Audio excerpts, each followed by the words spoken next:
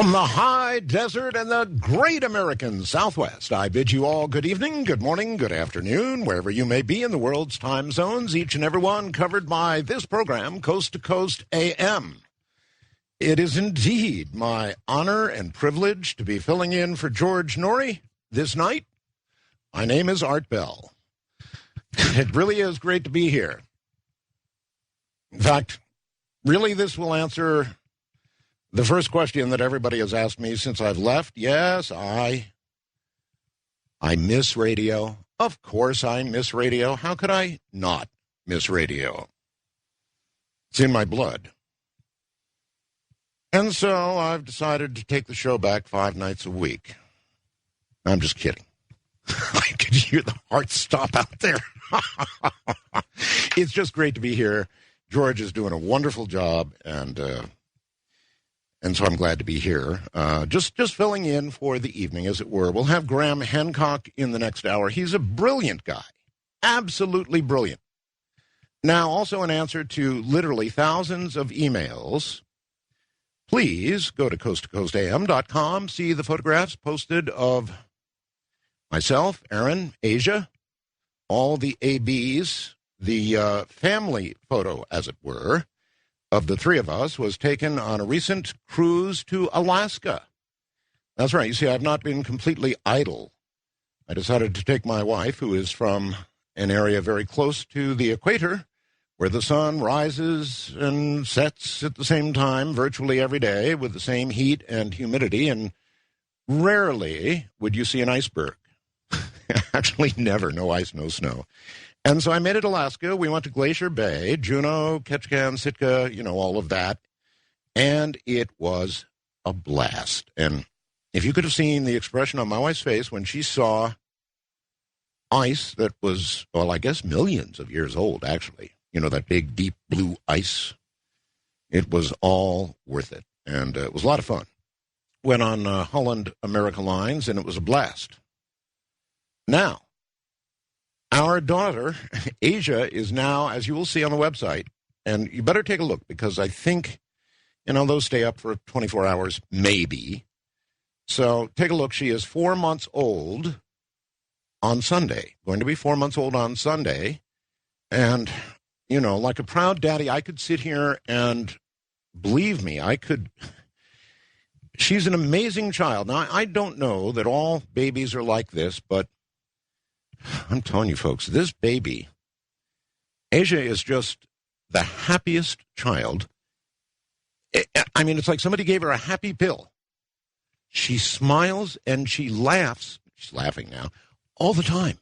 So that photograph you see there is not unusual. She's doing it all the time. I don't care what it is. You look at her and she breaks out into a giant smile.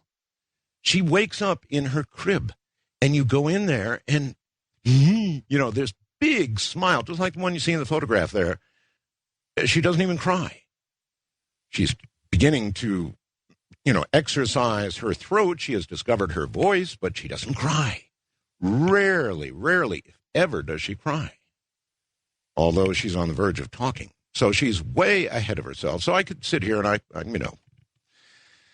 could brag and brag and brag and brag, but she is an amazing child. I've never seen anything like it in my whole life, nor has my wife. Now, I want to give you my email addresses. I don't get a chance to do that very often. So if you want to reach me, you can reach me. I'm Art Bell, ARTBELL, at AOL.com or artbell at mindspring.com. And really, there's not a whole lot more news, frankly, from the desert. Well, except proving that age does not automatically inculcate wisdom in anybody, particularly myself. July 4th, Independence Day, I was sitting with Aaron on the front porch of the house. And in the distance, you could hear the fireworks going off. Boom, boom, boom, boom, boom, boom, celebration. And I talked to Aaron about why we celebrate Independence Day in the U.S. and who we're independent from and all the rest of it. And she said, okay, let's set off a firecracker. And immediately flashing back to my youth, I said, why, I have firecrackers. And I went inside and I fetched, well, what more or less amounted to a quarter stick of dynamite, actually. It was a firecracker, sort of big one. And like an idiot, went out there and said, okay, hon, watch this. Famous last words, right? Lit it up, threw it in the driveway. And being forewarned, my young wife put her hands over her ears. The appropriate response. I didn't. Boom. This was not just one of those bangs. This was boom, you know, the kind that rattles your gut. Well, my hearing went away. And I mean, for the next 24 to 48 hours, I didn't hear much of anything. This weird little sound in my ears. It was bad, really bad. And then it settled down to sort of an annoying tinnitus, which I still have to this very day. So on the 4th of July, I did the umpteenth stupid thing in my life and more or less destroyed a portion of my own hearing. Some days it's okay, some days it's not. Anyway, there you have it. What a celebration, eh? All right, let's look briefly at the world, never a pleasant duty, and then the rest of the news. Soldiers and police took control of the streets Friday. I don't know if you've seen what's been going on in Myanmar, but my God. The gentle Buddhists against the guys with guns. So they fired warning shots this time, tear gas, scattered a few pro-democracy protesters who ventured out as the military hunted there, sealed off Buddhist monasteries, cut the public internet access because a lot of pictures of the torture there that's been going on have been leaking out, so they cut the internet. It's the third day of harsh government crackdown. It just happens again and again there. The streets were empty of the mass gatherings that have peacefully challenged the regime daily for nearly 2 weeks, leaving only some small groups of activists to be chased about by thousands of security police. Big deal on CNN and elsewhere. A young girl who had been seen as being sexually assaulted in a homemade videotape is now safe, happy apparently, and alive, certainly, with relatives, according to sheriff's officials here in Nye County, right here in Nye County, Nevada. A woman who spent 8 days trapped in a wrecked vehicle. There's a terror for you. Can you imagine 8 days and 8 nights of terror, severe injuries, but brain functions normal. She can move her arms and legs. Tanya Ryder is her name, 33 years of age, found alive, dehydrated albeit, at the bottom of a steep ravine in suburban Maple Valley on Thursday, up in the Seattle area. Helen Jensen can still picture the bottle of Tylenol. You know, that was 25 years ago. You remember the Tylenol mess? She can still remember the bottle perched in her medicine cabinet. She feels the receipt that she pulled from the wastebasket. She hears the pills that she poured onto the kitchen table and recalls the absolute certainty, even before she finished counting, that pills from the bottle in her hand had killed the 27-year-old man who lived there, as well as 2 of his relatives. So they never found anybody, never caught who did that. A student gunman held a high school drama class hostage Friday, firing shots, holding 3 of the students for more than an hour before police persuaded him to surrender, according to authorities there. Nobody hurt. Police wouldn't say what the 17-year-old's motive might have been, but several students said he was distraught over the breakup that he apparently had with his girlfriend the night before. Now, when I was a teen and you broke up with a girl, you went into your room, crashed on your bed, perhaps cried and listened to sad songs on the radio. You didn't pick up a gun and go shoot a bunch of people. In a moment, we'll be back with the rest of the news. Remember the bug that they were going to put in Spock's ear in Star Trek, one of the movies? You remember that? Here it is. Sounds like science fiction, I know, but unfortunately it's true. There is now a killer amoeba living in certain lakes, which apparently enters the body through the nose and then it attacks the brain where it actually feeds. That's right, feeds on your brain, eats your brain until you die. Even though encounters with a microscopic bug are extraordinarily rare, thank God, it has killed 6 boys and young men this year. The spike in cases has health officials very concerned. They're predicting more cases in the future, saying, quote, "This is definitely something we need to track." That's according to Michael Beach, a specialist in recreational waterborne illnesses for the Centers for Disease Control and Prevention. Quoting, "This is a heat-loving amoeba. As water temperatures go up, it does better," said Beach. "In future decades, as temperatures rise, we'll expect to see more cases." According to the CDC, the amoeba killed 23 people in the U.S. from 1995 through 94. This year, though, health officials have noticed quite a spike, with 6 cases, 3 in Florida, 2 in Texas, 1 in Arizona. CDC knows of only several hundred cases worldwide since its discovery in Australia in the 1960s. Today was certainly the first time I'd heard a word about it, but the amoeba will multiply with more heat, and more heat is what we're getting. The area covered by sea ice in the Arctic has now shrunk to its lowest level since satellite measurements started about 30 years ago, opening up now. They knew it was going to happen, opening up the Northwest Passage, a long-sought shortcut between Europe and Asia that has been historically impassable, but thanks to the heat, it can now be navigated. Leif Todal Peterson from the Danish National Space Center said, and I quote, "We've seen the ice-covered area drop to around 3 million square kilometers, which is about 1 million square kilometers less than the previous minima of 2005 and 6. There's been a reduction of the ice cover over the last 10 years. Now get this, listen carefully. Over the last 10 years, of about 100,000 square meters per year on average. So, a drop of 1 million square kilometers in just 1 year is extreme and something to worry a great deal about. So it's getting warmer. And this, too, sounds like the plot for a scary B movie. But I'm sorry to say, it's true. The Associated Press reporting, germs go into space on a rocket, and they come back stronger and deadlier than ever. I'm sorry to report this is real. The germ, Salmonella, best known as a culprit of food poisoning. The trip, Space Shuttle STS-115, September of 2006. The reason? Scientists wanted to see how much space travel affects germs, so they took some along, carefully wrapped up for the ride. The result, mice fed with the space germs were 3 times more likely to get sick and died quicker than others fed identical germs that had remained behind on Earth.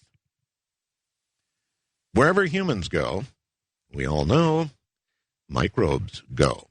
You can't sterilize humans. Therefore, as we go, so go the microbes, right? And remember, the humans and the microbes are coming back to Earth. I wonder how carefully they've really considered this. Now, how much more deadly were the microbes that came back? Well, after 25 days, 40% of the mice given the earthbound salmonella were still alive and kicking. That's compared with only 10% of those dosed with the germs from space. And the researchers found it took about 1/3 as much of the space germs to kill half the mice compared with the germs that had been on Earth as a control. The researchers actually found 167 genes had changed in the salmonella that went into space. My God. Hope they're taking good showers when they come back. To the untrained eye, the tiny, misshapen, fatty blobs on Giovanni Murta's microscope slide wouldn't look very impressive. But when the Italian scientists saw their telltale green fluorescent glint, He quickly understood he had achieved something fairly remarkable and taken a vital step toward building a living organism from scratch, getting close to God's work, huh? The green glow was proof that his fragile creations were capable of making their own proteins, a crucial ability of all living things, and vital for carrying out all other aspects of life. We're getting very close, folks, to being able to create life.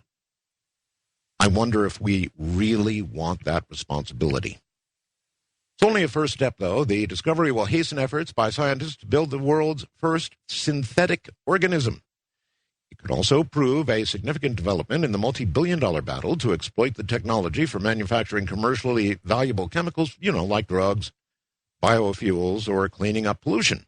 So it could be good, or, according to some scientists, it could be very bad. The application of nanotechnology, boy, we get to read about all this new stuff, has allowed Russia to detonate the world's most powerful airborne bomb. The top military official in Russia announced that the artifact, thus far not named, is top secret. He revealed it contains a substance essentially more powerful than trottle, but gave no details about the explosive load. The test demonstrated that given its effectiveness and prospects, this new war item is, well, they think every bit as good as a nuclear bomb. The military official told local TV the new bomb does not contain possible contaminants, for the environment from either a chemical or radiological point of view, but with lesser mass than its U.S. atomic relative, this artifact is what they call it, is 4 times more potent. Its temperature in the epicenter, 2 times higher, and ground zero 20 times larger. Now, I'm not sure if I believe all of that. You can't believe all that comes from Russia. But if so, they've got something we don't want dropped anywhere near us. Speaking of Russia, their strategic bombers have resumed Cold War-style long-haul missions to areas patrolled by NATO and the U.S. In fact, a Russian bomber flew over the U.S. naval base on the island of Guam Wednesday and, in quotes, exchanged smiles with U.S. pilots who had scrambled to track it. It has always been the tradition of our long-range aviation, said a Russian general, to fly far into the ocean and meet U.S. aircraft carriers and greet U.S. pilots visually. Now, I understand some of the greetings that they sent us while passing near our aircraft were not quite as friendly as perhaps they are today. A major cosmic pileup involving 4 large galaxies could give rise to one of the largest galaxies the universe has ever known. Each of the 4 galaxies is, get this, at least the size of our Milky Way. So each one of the 4 is gigantic, each home to billions of stars. The galaxies will eventually merge into a single colossal galaxy up to 10 times as massive as our own Milky Way. Can you even imagine that? Go out on a clear night, we have them here in the desert, and look up at the Milky Way. Millions and billions of stars, and it's 4 times, actually, when it gets together, 10 times as massive as our own Milky Way. When the merger is complete, it will be one of the biggest galaxies in the universe. The finding, to be detailed in an upcoming issue of Astrophysical Journal Letters, gives scientists their first real glimpse into a galaxy merger involving multiple big galaxies. And by the way, NASA's Spitzer Space Telescope has, get this, detected enough water vapor to fill all of the oceans on Earth 5 times inside the collapsing nest of a forming star system. Astronomers say the water vapor is pouring down from the system's natal cloud, that's a baby cloud, and smacking into a dusky disk where planets are thought to form. So in other words, what they're saying here, folks, is that this is the way water gets on forming planets. The observations provide the first direct look at how water, essential ingredient for life as we certainly know it, begins to make its way onto planets, possibly even rocky ones like our own. London now has 10,000 cameras CCTV cameras, which cost, in fact, £200 million. That's a lot of money, right? So you would expect that crime in London would go down, but wrong. Hasn't budged, according to what I've got here.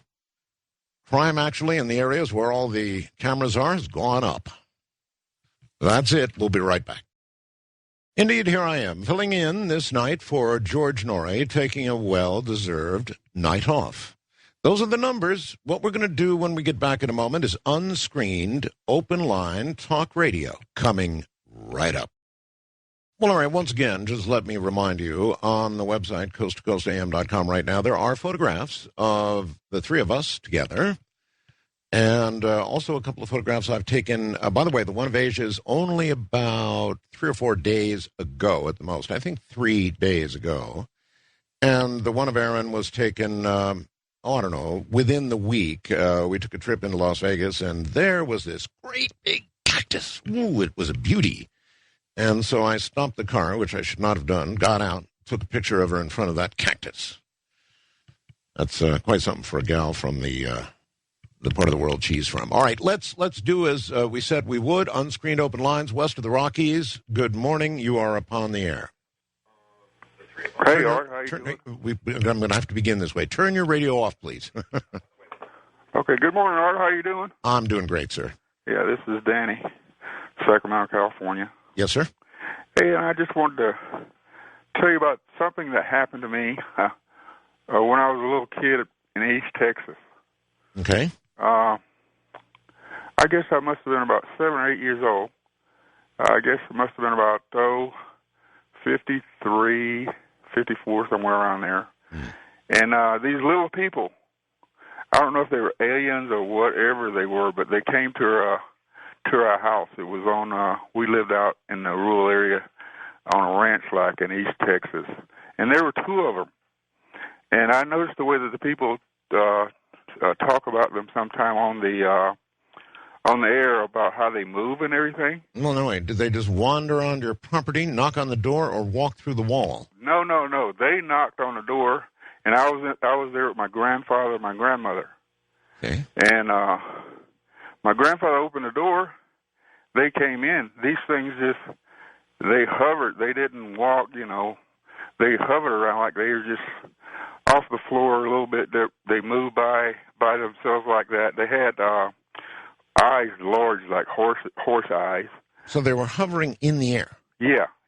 Got it. They went over to my grandfather, had a pipe and a tobacco can by his pipe stand, and it was about probably like about 4 feet off. It was like a chest of drawer thing, about 4 feet off the ground, and this thing levitated up to the where the pipes and everything were. He took the pipe out and hit the pipe onto the to the tobacco can, made a sound, but they never said anything. But you could just about communicate with them by just looking at them. My grandmother told them that they couldn't have me and all that good stuff. They didn't try to bother me. This one that hit on the pipe on the tobacco can, he also saw my father's weapon, the shotgun, across the door. That's the way they hang them down in East Texas. He hovered all the way up there with my grandfather's pipe, and he banged on the barrel of the gun. And you could hear the sound of the metal and everything. Yeah. And he just came back and he just looked at me and he looked around the house and both of them. And they just went back out our front door because my grandmother was telling them that they couldn't take me, and so all that. You think they were? You believe they were after you, or they believed that? My grandmother did, because when I was smaller, I used to have nosebleeds, and I think I have one of those transplants also. I had that. I removed that myself. Yourself? Yes. You performed surgery on yourself? Yeah. Where was the transplant? Where was the implant?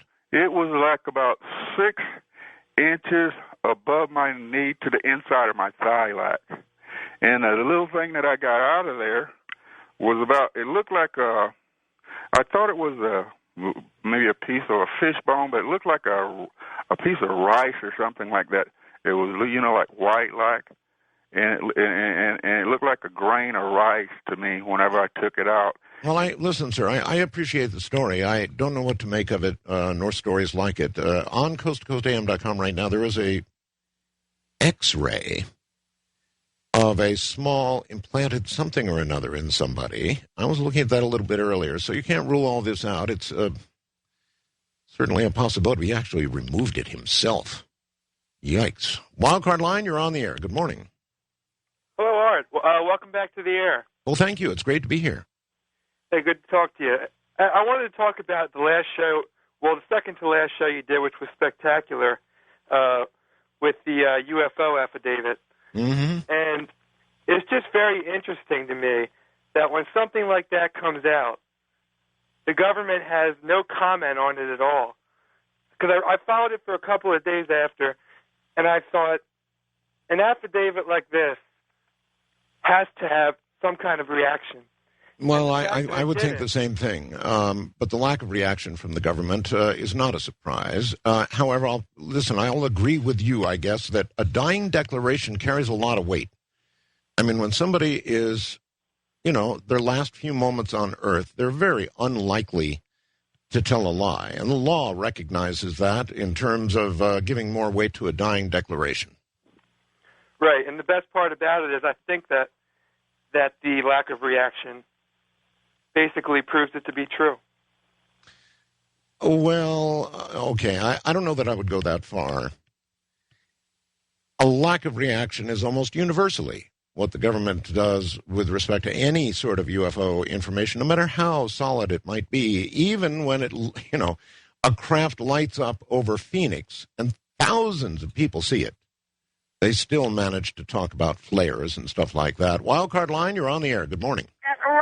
I have finally gotten through to give you the Love of the North. How dare you, sir, get on the radio again when I explicitly have told you and the Lord has warned you not to be on the radio. You disgustate me, sir. The Lord has issued no such warning to me. Yes, she has.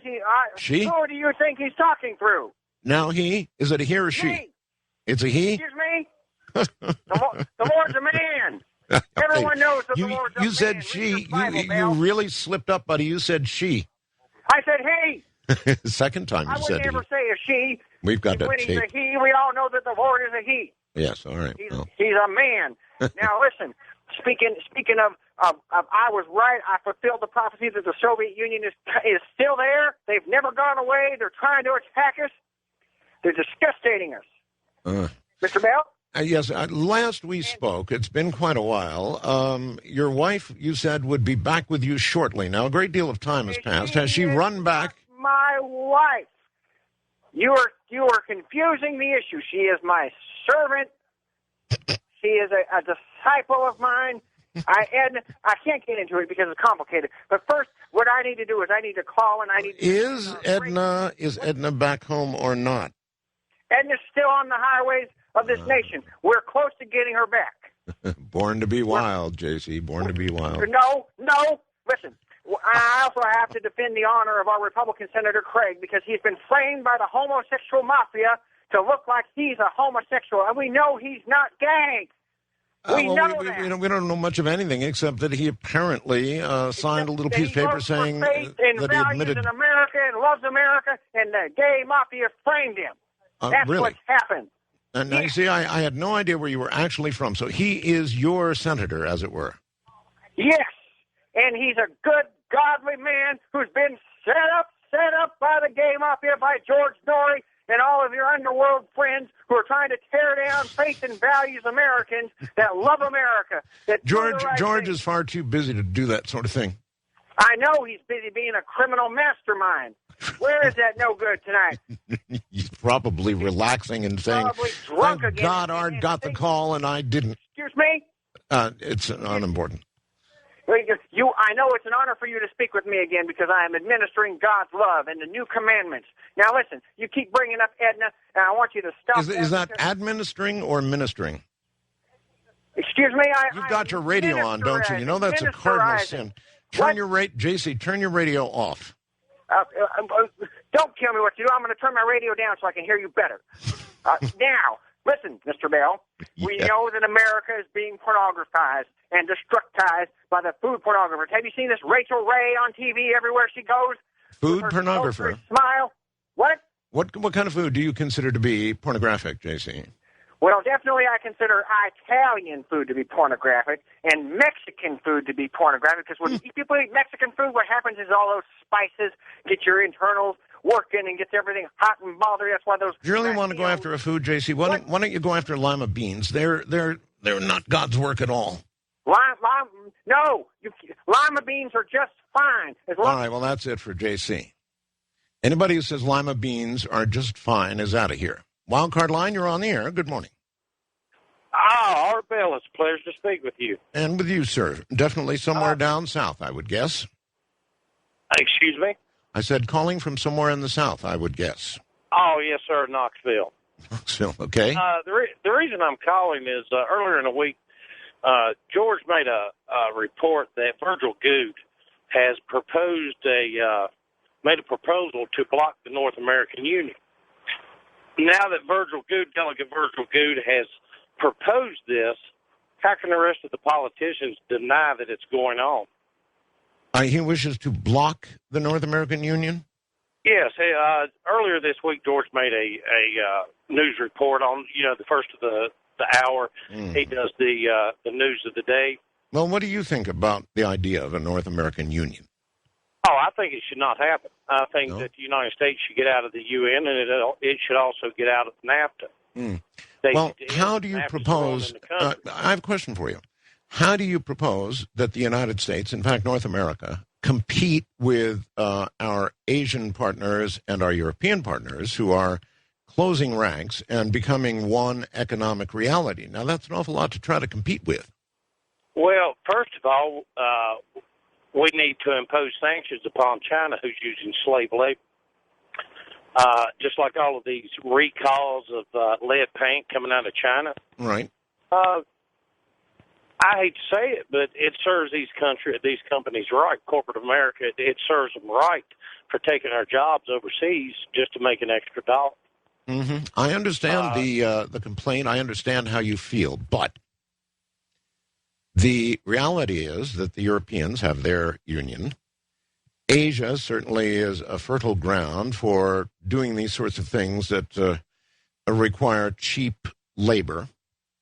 And I don't think we're going to cause them to stop. And so the reality of our world is we've got to find a way to compete with them. And eventually that's going to mean some sort of North American Union. I think I've said this on the program before, but we all began as various little towns and communities and villages, and we traded then with other little villages, and pretty soon we traded with other states, right? Then we were trading with other countries. And now we've got these trading blocks, and I don't see how the U.S. can kind of close its eyes and ears and ignore all of this that is going on and remain competitive. We've got to do something. Now, I don't know what that something is, but it probably involves making deals with others. West of the Rockies, you are on the air. Hello. Hi, this is Eric from Windsor. Hello, Eric. And I wanted to tell you guys about a time when I was 18 and I just graduated from high school in 1973. And me and some friends got in this camper truck and we went down to Arroyo Seco River. And we went up this fire road about 22 miles up, and we found this campground. There was nobody there. It was deserted. And we fished for a while in the river. And then it got dark, and we started to eat our fish and make a fire. And then at about 8 or 9 o'clock, we started hearing this howling noise. Just an unbelievable howling. It wasn't a cat. It wasn't a woman. It was none of those things. And it was coming from one direction. Then pretty soon it started coming from different directions. And it was after about 10 or 15 minutes, it was coming from all different directions. In other words, you were totally surrounded. Yes, and we were like 22 miles out in the middle of nowhere, and there was like 4 of us. And me and a friend, I had a machete, and he had a Bowie knife, so we went looking out with flashlights. We went to go see what the sound could be. And we went walking. I would not have done that. Well, we did. We went walking and walking in the nearest direction. And we got about 50 yards away from the fire, and it was pretty flat. There wasn't any trees around. All of a sudden, about 10 feet above us, there were these two bright red eyes, about 10 inches apart, about as big as eggs. Each one was about as big as an egg. I've never liked red eyes. Just big, bright red eyes, and there was no sound. You raised your knife, no doubt. We tore back to the campfire, told everybody to pack it up, and let's get the hell out of there. Now you're talking. The next day, we got out of that campground. We went down to the next campground, and it was much better feeling there. And in the morning, we came back to the original campground to see if it was a tree up in a tree or what could be up that high. And the ground was flat, and there was no trees. And the name of the campground was Escondido, which I think means unknown. Mm-hmm. Anyway, it really scared the hell out of us, you know. Oh. We were there for 2 months after that, and we'd had no more sightings. It was just the most beautiful country you could imagine back there. Well, I think everybody is bothered by something. And for me, it has always been the concept of red eyes. I don't know if I associate it with the devil or something that you simply cannot combat, something that you will not, some fight you will not end up winning. Red eyes, very, very bad. I understand George is bothered by clowns. For me, it's red eyes. I always thought that I'd end up in the belly of anything with red eyes. East of the Rockies, your turn. You're on the air. Good morning. Hey, yeah. This is Ed from Johnson City, Tennessee. Hello, Ed. Yes. About the North American Treaty.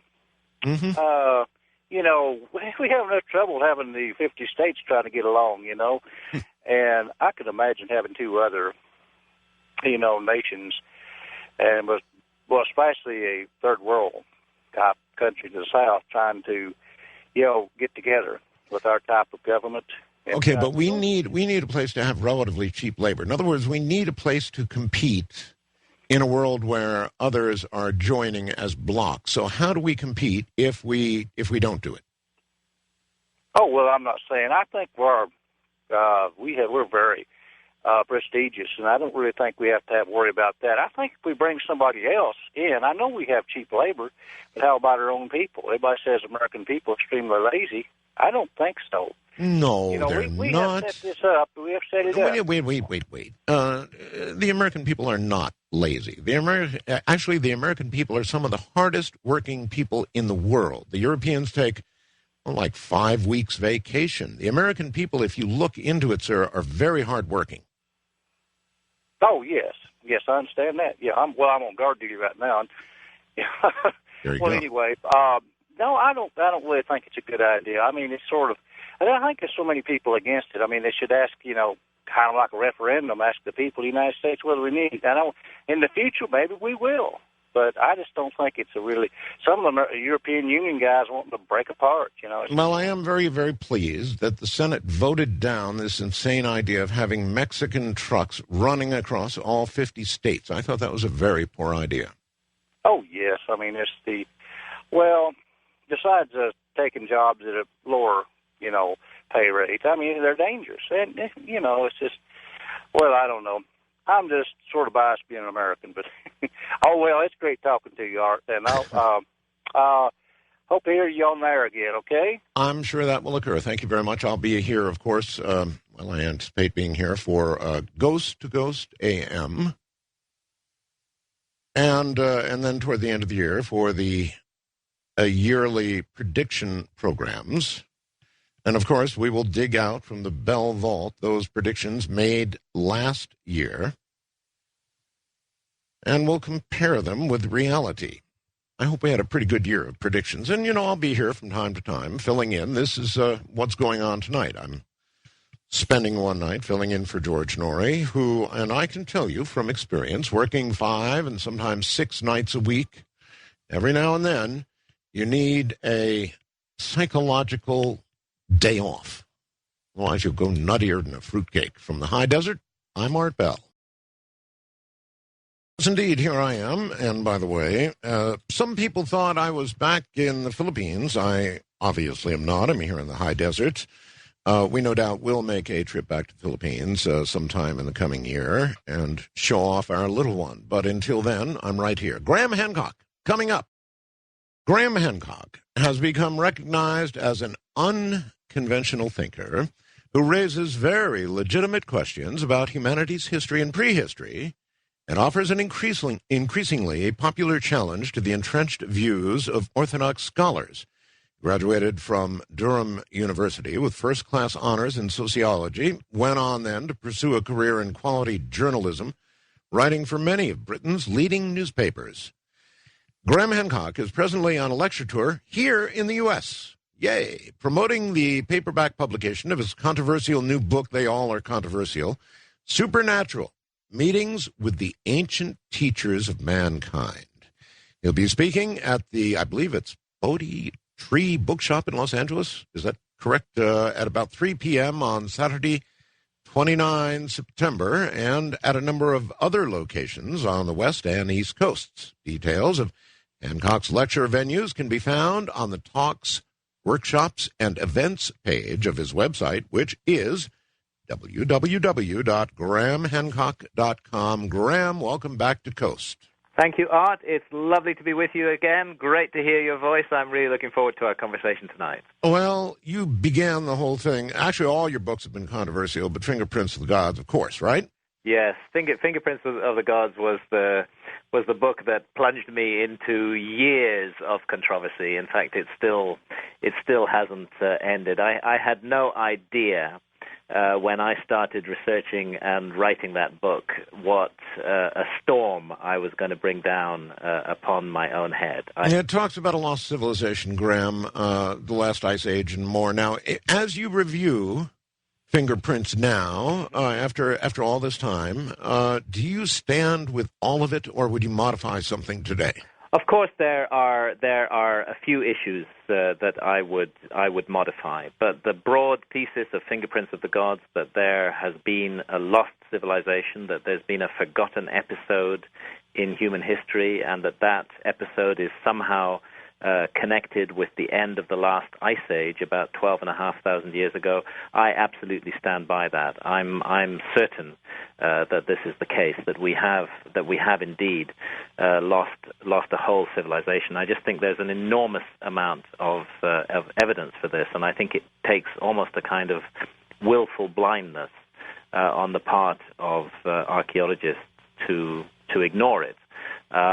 It seems that our society has a vested interest in a particular view of history, and that view of history is that we ourselves are the apex and pinnacle of the human story, and that we should therefore be proud and self-satisfied with ourselves. I don't know if we're doing that well. Well, exactly. I don't think we're doing that well at all. But this is the view underpinning ideas about history that are taught in mainstream archaeology. So, a central part of that view is the idea that all civilizations before ours must have been less advanced, much less advanced than we are. That somehow we're the end point of the evolution. Even assuming that one was advanced in its own way and had built a large civilization, what kind of cataclysmic event could occur that would virtually not perhaps wipe out all traces, but nearly all traces? I mean, my God, look around us now. If we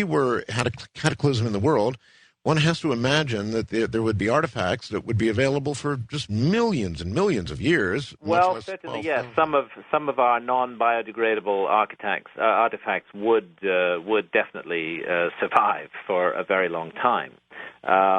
Whether they would survive in recognizable form, whether they would survive in places that people would find them, remains to be seen. We're certainly looking at the kind of cataclysm that wipes the earth almost clean, and there is no doubt in my mind that such a cataclysm did occur round about 12,500 years ago. What's recognized by the scientists is the end of the last ice age, that you had roughly 100,000 years when large parts of the Earth's surface were covered by enormous ice sheets. The whole of North America was covered with ice more than 2 miles thick. Similar ice sheet covered almost all of northern Europe. And this ice melted down, most of it, very, very rapidly. We don't really know why. And poured its contents into the oceans and raised the level of the sea by more than 400 feet all around the world, and swallowed up 10 million square miles of land. Now, to put that into context, 10 million square miles of land is roughly the size of Europe and China added together. And my suggestion for why so few absolutely definitive and certain traces of the lost civilization have been found is that most of them are underwater in places where archaeologists are not looking. And secondly, that this civilization of deep antiquity, while advanced and technological in a number of ways, and there are just so many myths and traditions that have come down to us that speak of an episode of technological advancement in the past, nevertheless may have been very different from our own and may have created artifacts and objects that we might not even recognize as being technological in nature. Actually, there have been hints of it. I think off the island of Okinawa and elsewhere, they found hints of what they think could have been that, right? Yes, absolutely. And part of my work as follow-up to Fingerprints of the Gods involved a book called Underworld, for which I learned. I became an advanced scuba diver. I learned to dive, and I put in close to 2,000 dives all around the world over a period of about 6 years, following up myths and traditions about underwater cities, talking to local fishermen and divers, trying to see what they had to tell me, working with geologists who could pinpoint exactly the areas that were flooded at the end of the last ice age and seeing how these tied up. And one area that is particularly interesting is around the coast of Japan, off the main island of Okinawa, about 40 miles to the west. There's a group of smaller islands known as the Keramas. At the center of them is a little island called Akajima. And offshore of Akajima, at a depth of 120 feet below the sea, is a gigantic stone circle, a stone circle on the scale of Stonehenge. It's a really awe-inspiring object to see and to study. Is that part of the Ryukyu Island chain? Yes, part of the Ryukyu Island chain. And within 40 miles of Naha City in Okinawa. And I've done dozens of dives on this stone circle. No archaeologists have ever dived there, you see, because they are convinced that there's nothing to see, so they don't see the need to learn to dive and go and dive there. But when you do dive on it, you're left in no doubt that you're looking at a man-made artifact on a gigantic scale. And the geological evidence tells us that this artifact has been underwater for more than 12,000 years. Since no civilization capable of creating such a structure is recognized by historians 12,000 years ago, we are by definition dealing with the work of a lost civilization. This is just one of a large number of enormous stone monuments that are found underwater off the coast of Japan. Another island is the island of Yonaguni, which is within 100 miles of Taiwan. And, in fact, you can see Taiwan on a clear day from Yonaguni. And offshore of Yonaguni, there's more than a dozen large stone monuments, again submerged to depths of up to 100 feet, and again have been underwater for more than 12,000 years.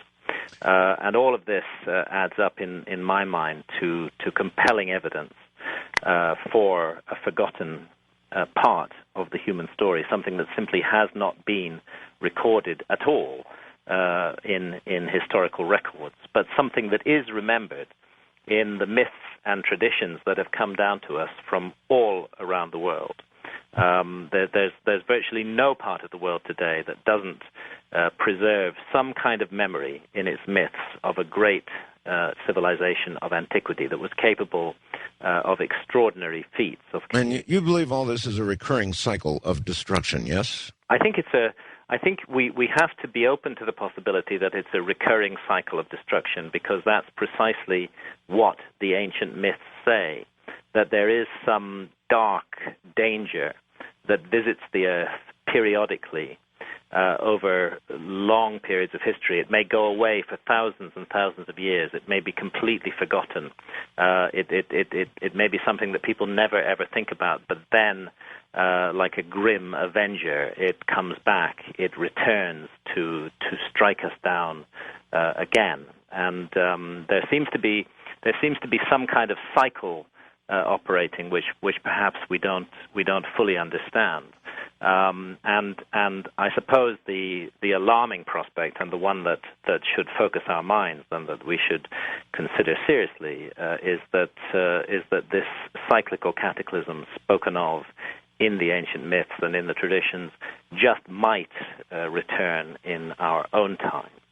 And indeed, there's much to suggest that it does. In the work that I did on ancient Egypt with my friend and co-author Robert Boval, of course, looking at the mysteries of the pyramids, the Great Pyramid of Egypt and the Great Sphinx, one thing is very clear. Now, again, we have been attacked by the academics for putting this argument forward, but there's no doubt in my mind Robert Boval's Orion correlation theory is correct, that the Great Pyramids of Egypt are laid out on the ground in the pattern of the three stars of the belt of Orion.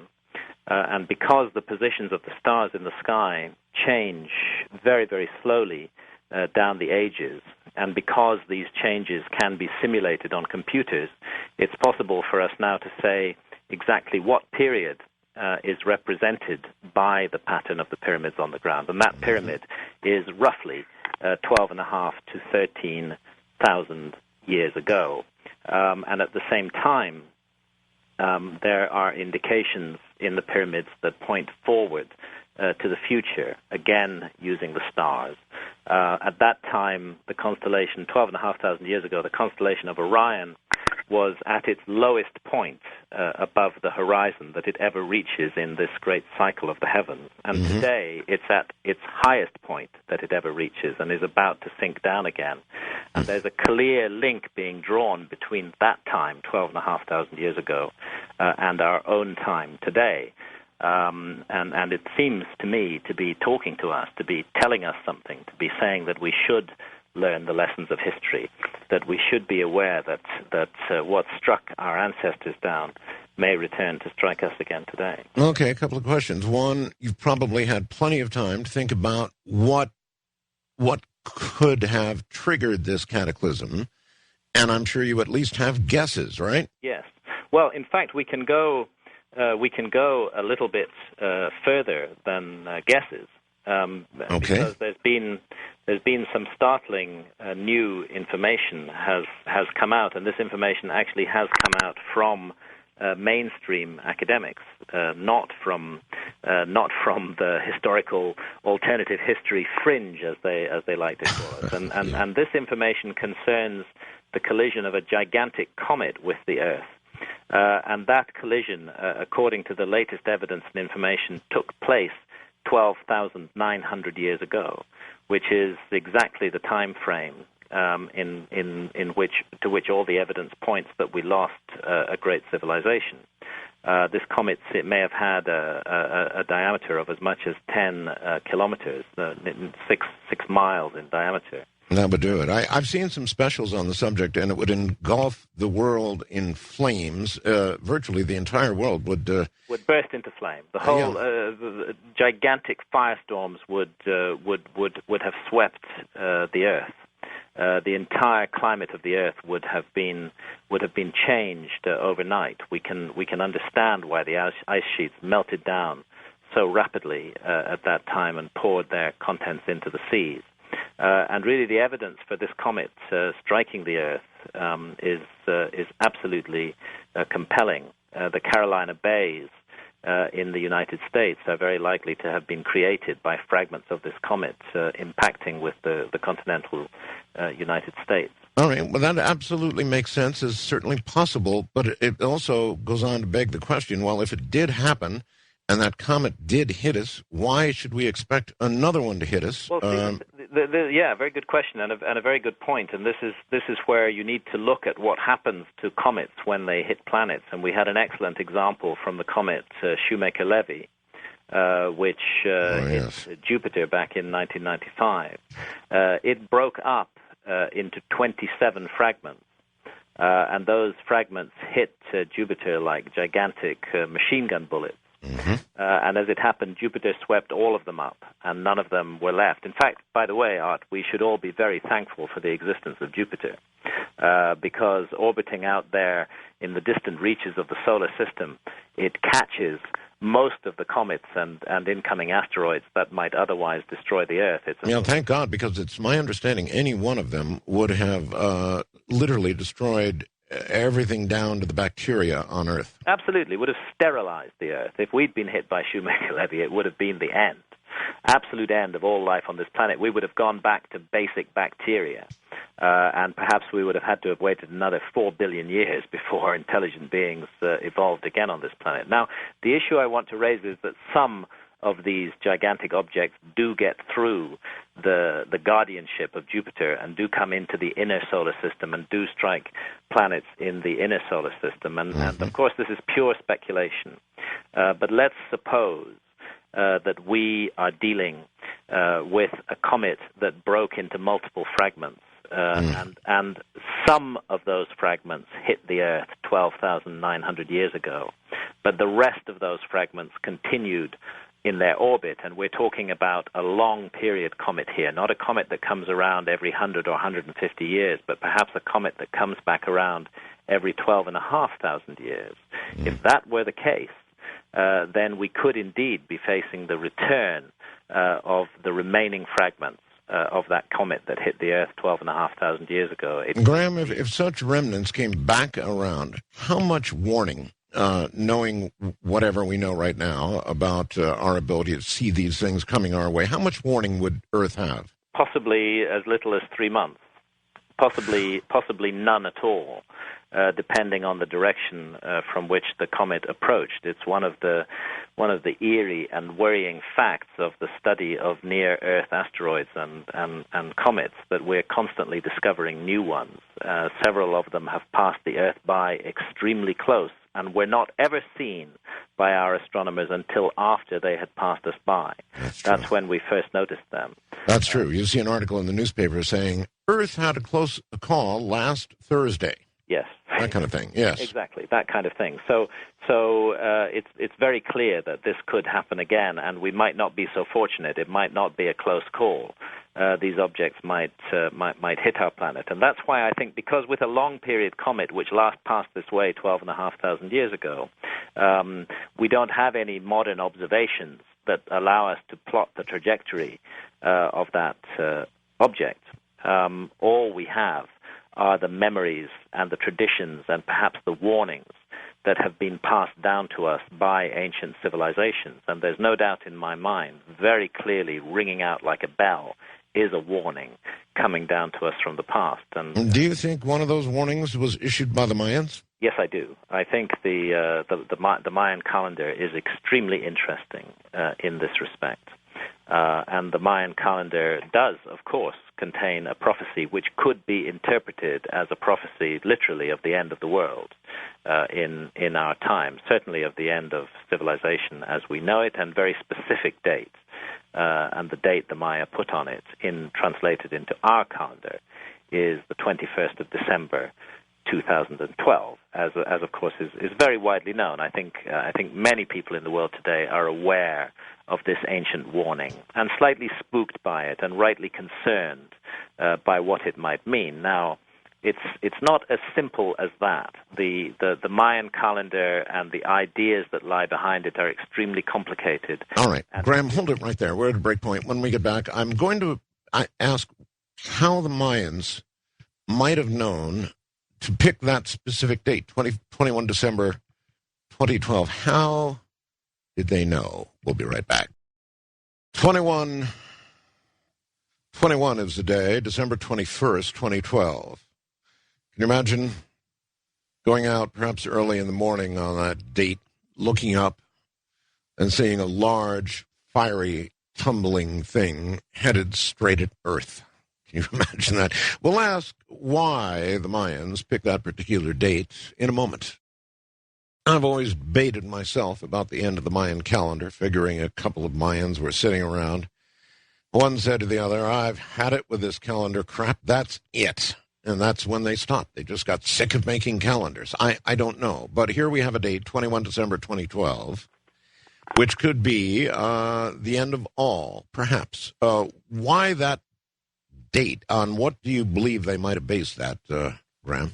Well, I'd like to pay tribute here to the work of John Major Jenkins. I know that he's been a guest on Coast to Coast before and indeed recently. And John's work on Mayan astronomy and the Mayan calendar tells us very, very exactly why that date, and also tells us that the Maya were extraordinarily accurate and precise observers of the heavens, and that they had a very clear knowledge and understanding of time and the way that the passage of time affects the positions of the stars in the heavens, and in particular the positions of those stars lying in the background against the rising point of the sun on the horizon on particular days of the year.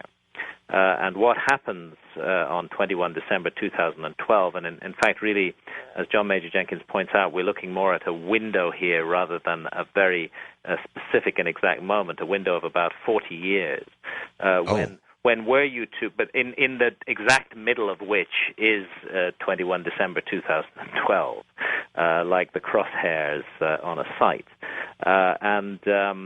What happens is that if you stand on the morning of the winter solstice, which is the 21st of December, the point that the sun reaches its southernmost point in its annual journey, and you look at the place in the sky where the sun is going to rise in an hour's time, it's an hour before dawn, and you're looking at the point in the sky where the sun will rise, you'll see that the Milky Way is lying on the horizon in that position. And in fact, the sun will rise against the background of the exact center, the heart of the Milky Way. And the sun has been tracking towards that position for thousands and thousands of years and reaches it in our epoch. Now, I think what's going on here is that the Maya are not saying that in itself causes the disaster. I think they're saying that is the marker by which we can recognize the return of the disaster. It's like a clock in the heavens, and their astronomy was so accurate that they were able to predict this event thousands and thousands of years ago. Well, given that date and a 40-year window, our butts are just about hanging out that window now. Our butts are right hanging out of that window now, and I do think that we need to take seriously what the Maya had to say, but that it also involves responsibly studying exactly what the Maya did have to say. And that is a very complicated message, not an extremely simple message that the world will just come to an end on that date. It's a bit more complicated than that. It certainly seems to be signaling the end of an age of the world, the end of an epoch, the closure on a long period of time. In fact, closure specifically on the whole of the last 5,000 years. But what exactly is to happen then still remains open to some question and to some doubt. But one thing I know for sure is that we would be unwise to ignore this warning and this message from the ancient Maya, a civilization that observed the heavens so accurately and so closely, a civilization that had inherited thousands of years of knowledge from stargazing ancestors such as the Olmecs who preceded the Maya, is a civilization that we should take seriously. And when they tell us that something traumatic and tumultuous is going to happen on the date in our calendar that we call 21 December 2012, I think at the very least we should listen to them. We shouldn't just dismiss it and ignore it. We should take it into account. And one possibility that occurs to me, we were talking before the break about the notion that the fragments of a comet that had struck the Earth before might be due to return in exactly this period. And perhaps the Maya used fortuitous events in the sky which they were able to predict extremely accurately, to act as a marker or a signal for the return of this event, so that by looking at the sky we could know that this danger was returning to us. But there's something more in the Maya calendar than that, and indeed in all ancient traditions that speak of the destruction of a former civilization, and speak of the possibility that this destructive episode could return. And what all these traditions agree on is that humanity itself is in some way implicated in its own fate. If you look, for example, at the story of Atlantis, which was passed down to us by the Greek philosopher Plato, and which indeed sets the destruction of Atlantis very much in this same period, around 12,000 years ago. If you look at that story, you will find that the background to Atlantis was that it had once been a noble, good, nurturing, kind and decent civilization, a civilization that was loved by the gods. But as time passed, it became arrogant, cruel, vicious, and mean-spirited. It became greedy. It became arrogant. It became so confident and so sure of itself that it angered the gods. No, thank God we're not any of that today.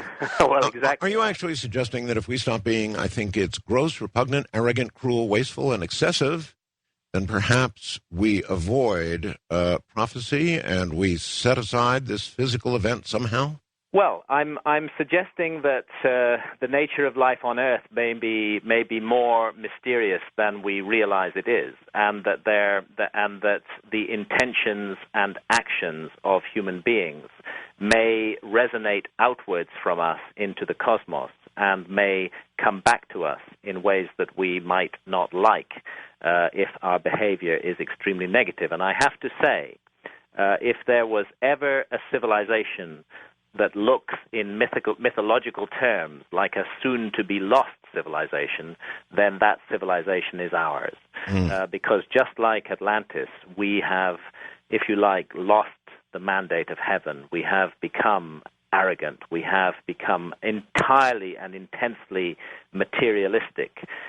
We have created a system of thought that denies the existence of any mystery in the universe. We say that we know everything. Our scientists claim to be in command of all physical laws. If you look around the world today, the terrible man-made disasters that are unfolding, the shocking and horrific cutting down of the Amazon rainforest, which is proceeding at an unbelievable rate.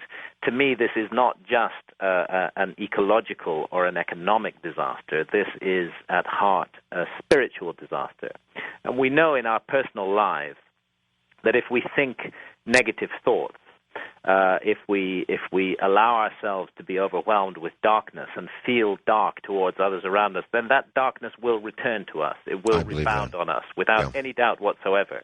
I believe that. Yeah, exactly. And if we, on the other hand, think good of others and try to act good towards others, then sooner or later that goodness will return to us too. And I can't help feeling that on a cosmic level, this is also likely to be true, and that our civilization today is indeed bringing down disaster upon ourselves. And in a sense, we don't even need a long-period comet coming back after 12,500 years in order to do it, because our civilization on its own is capable of destroying all life on this planet and of wiping itself out in a frenzy of greed and stupidity and violence. So I must say, yes, I'm very worried when I look at this situation. Look at the story of Noah in the Bible. Again, it's the same thing, that God had become angry with mankind. If you go back to the Sumerian civilization, the Epic of Gilgamesh and the story of the flood that is told there, you read that the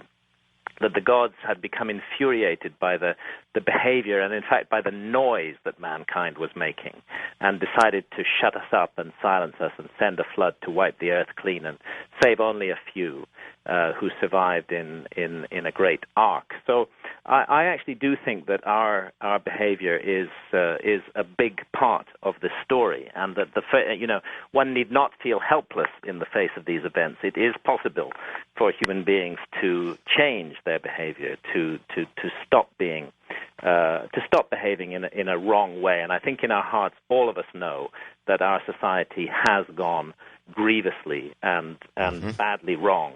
And it isn't too late to turn things around. And this is the other side of the Mayan prophecy.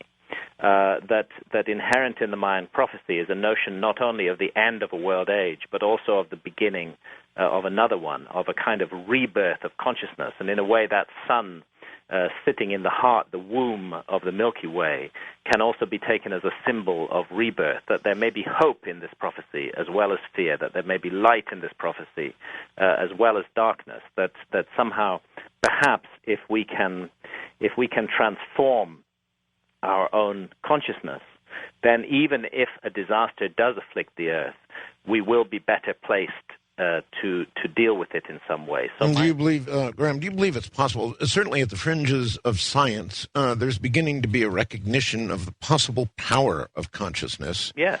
So do you believe that if we were in effect reborn and behaved entirely differently than we are now, that mass consciousness actually could avert the kind of catastrophic event, physical event that you've been talking about?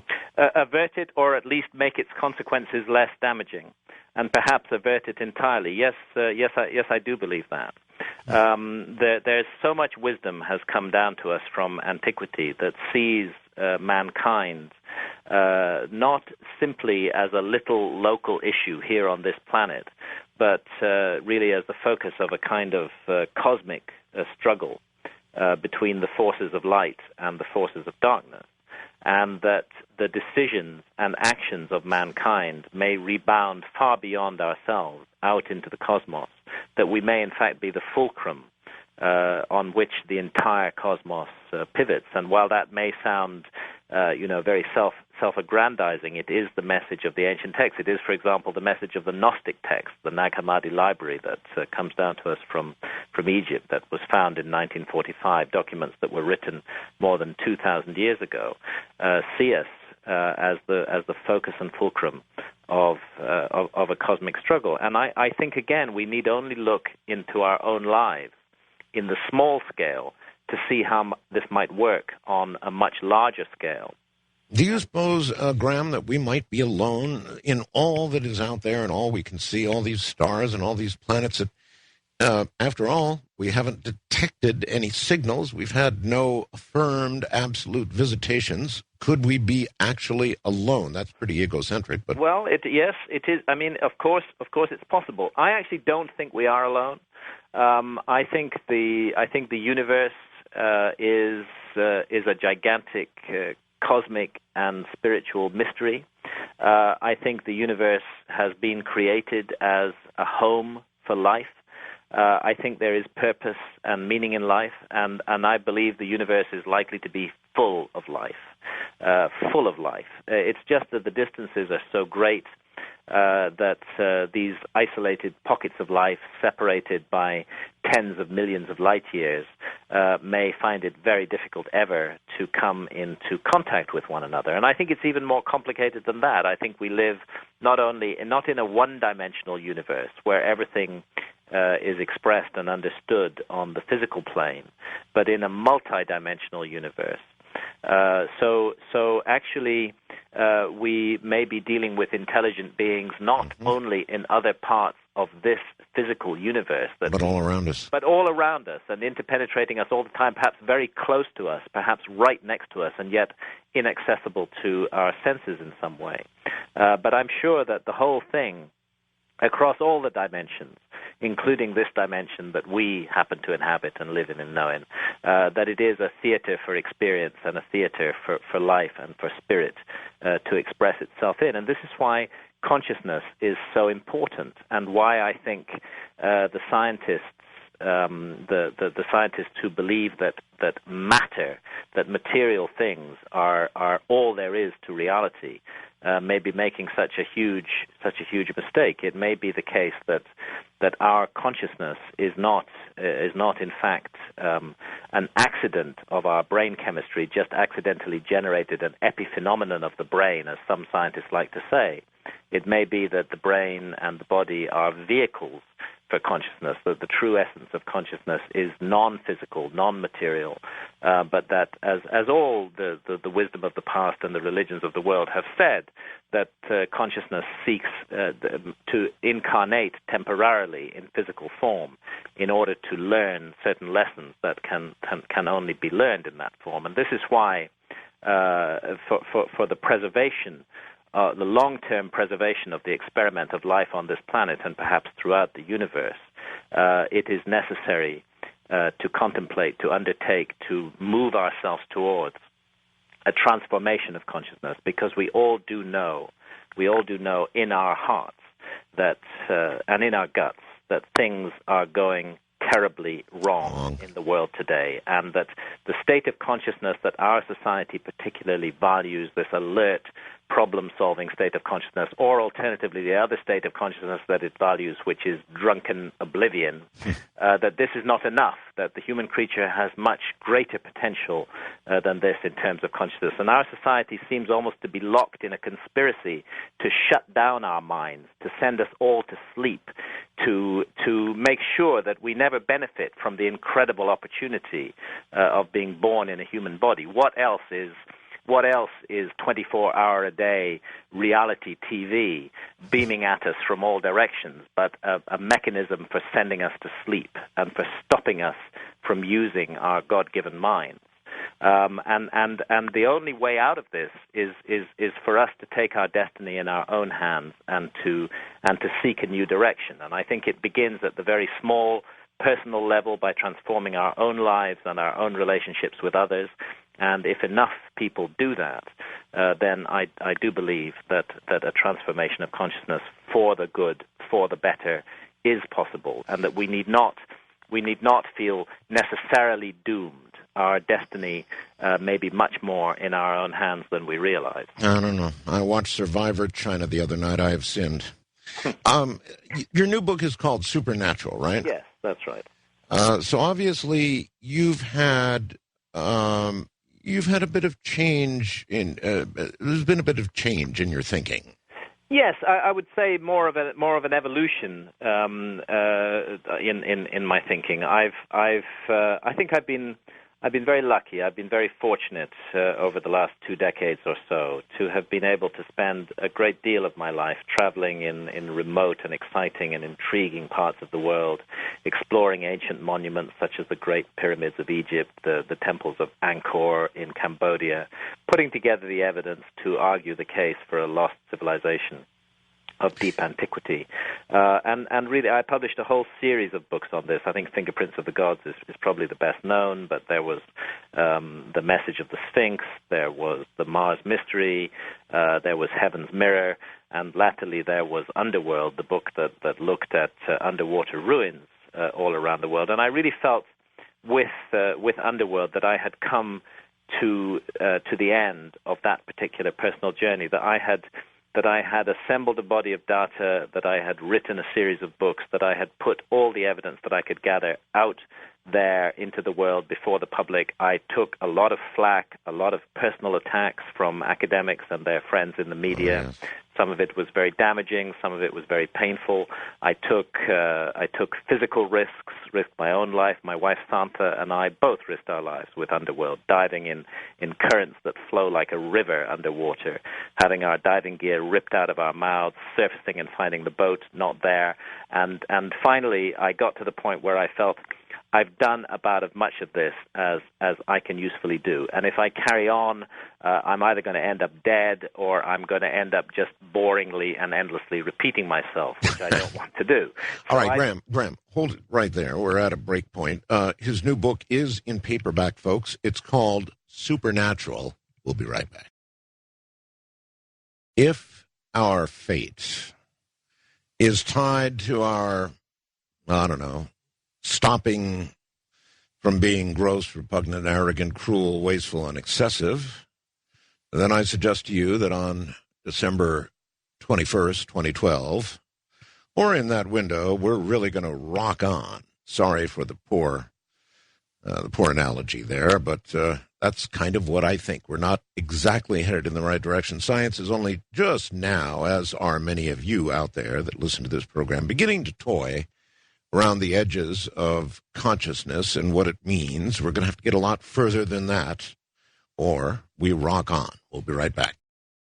A little bit of a warning right now. We're about to enter an area that's going to be very controversial. It's going to make a lot of people angry, and that's just the way it goes. That's what this program does. What's left of the rainforest has and is yielding some drugs that modify one's thinking. They modify, perhaps might even be suggested, one's consciousness. It begins to change a person, the use of these drugs.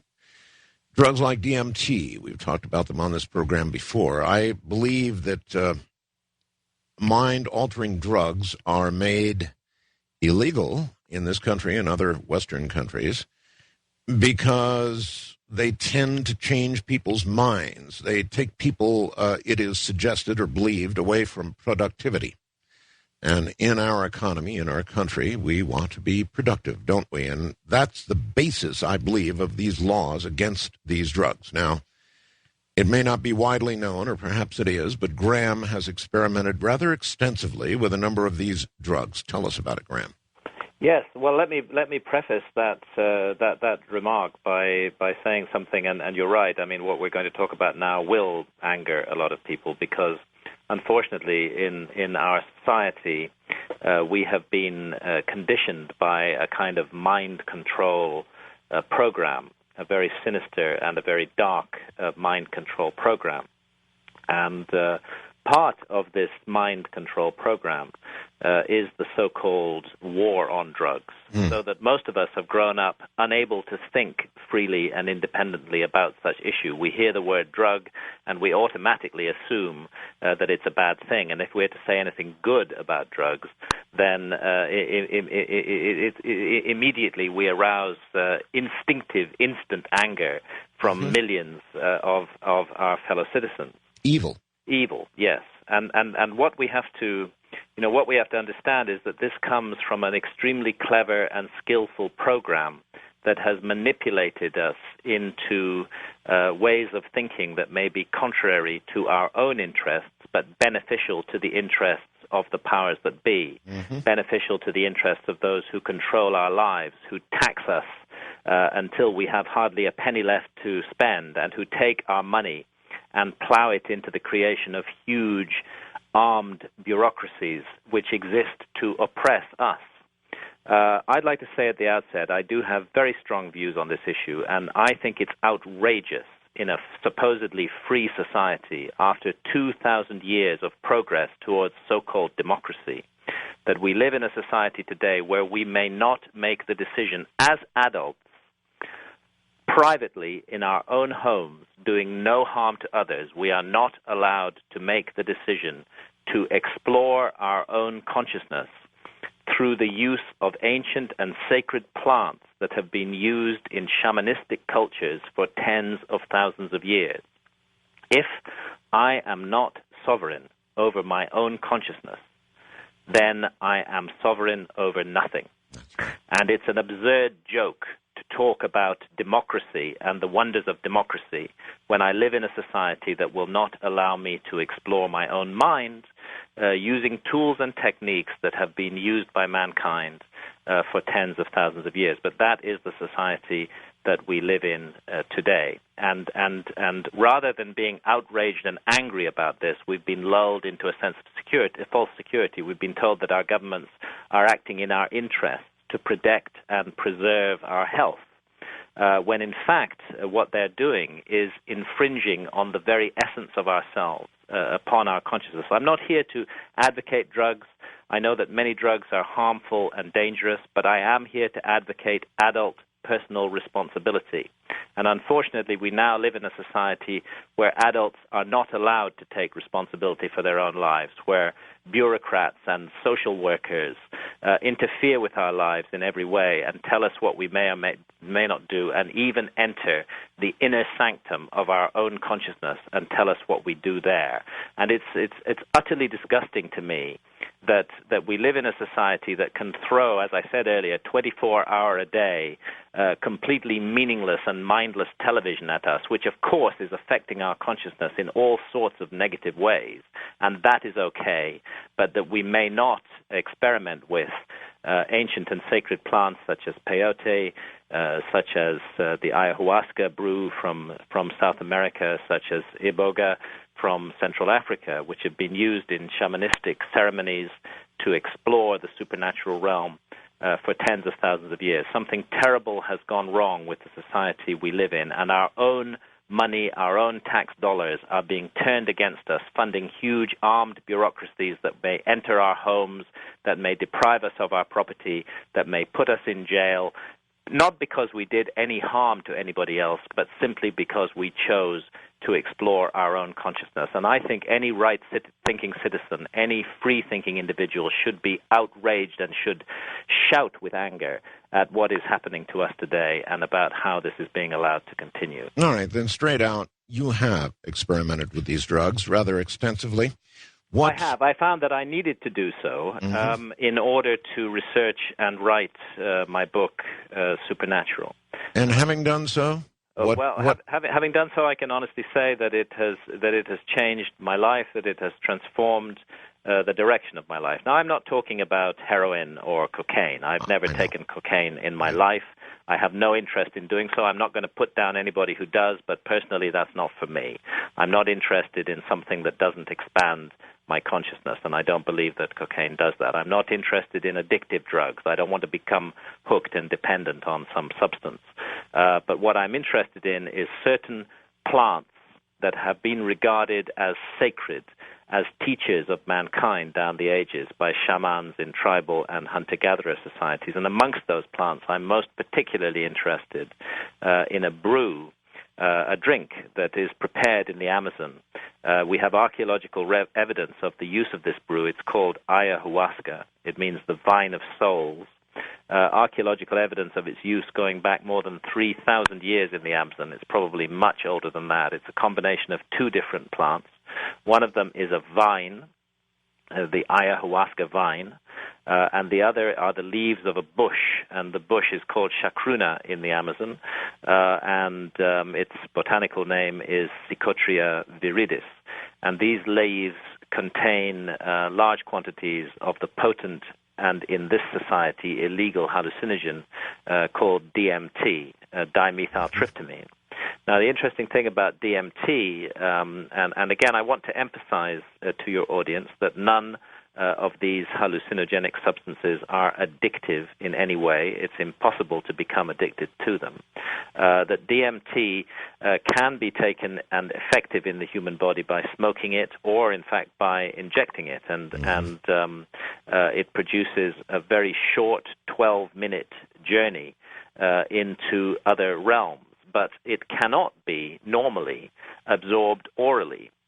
So that leaf that I told you about, the Psychotria viridis bush from the Amazon, you could sit down and munch your way through 1,000 leaves from that bush, or you could brew them up into a tea and drink them, and it wouldn't have any effect on you whatsoever. And that's because there's an enzyme in our stomachs, monoamine oxidase, which actually destroys DMT. However, having done it properly, can you describe the experience?